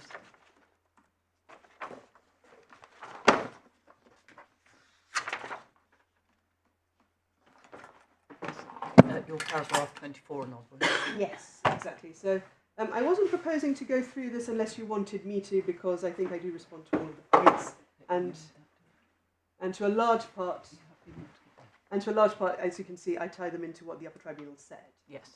Well, that's very helpful. We've got the references all there. Just one point on this, I think, is made about, well, this argument hasn't risen before, and that's just subparagraph 2 in that section, bottom of page 55, top of page 56. And I think you'll see there's a reference in the footnote to how the appellant had said, well, it could have applied to a referee in PG Mall, for instance.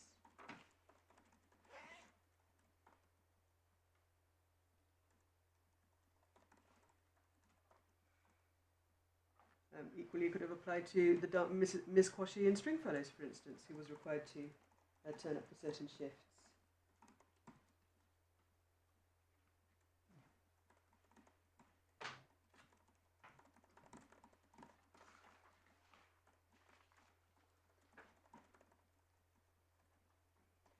And what I say at the end of that paragraph, or what I should say at the end of that paragraph, is that none of the reasons put forward by the Upper Tribunal are susceptible to challenge as being wrong in law.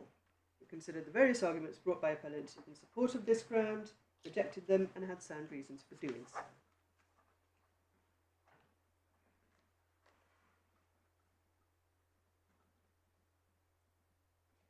Yes, but as I'm sure we'd accept, it's the usual question in this court, which is, although it's an appeal from the Upper Tribunal, what matters is whether the FTT are in law. Precisely. And you make the same submission, of course, in respect to the FTT. I do, indeed, especially as the Upper Tribunal upheld the FTT's reasoning on this issue. Does that bring us to the end of ground one? I think it does.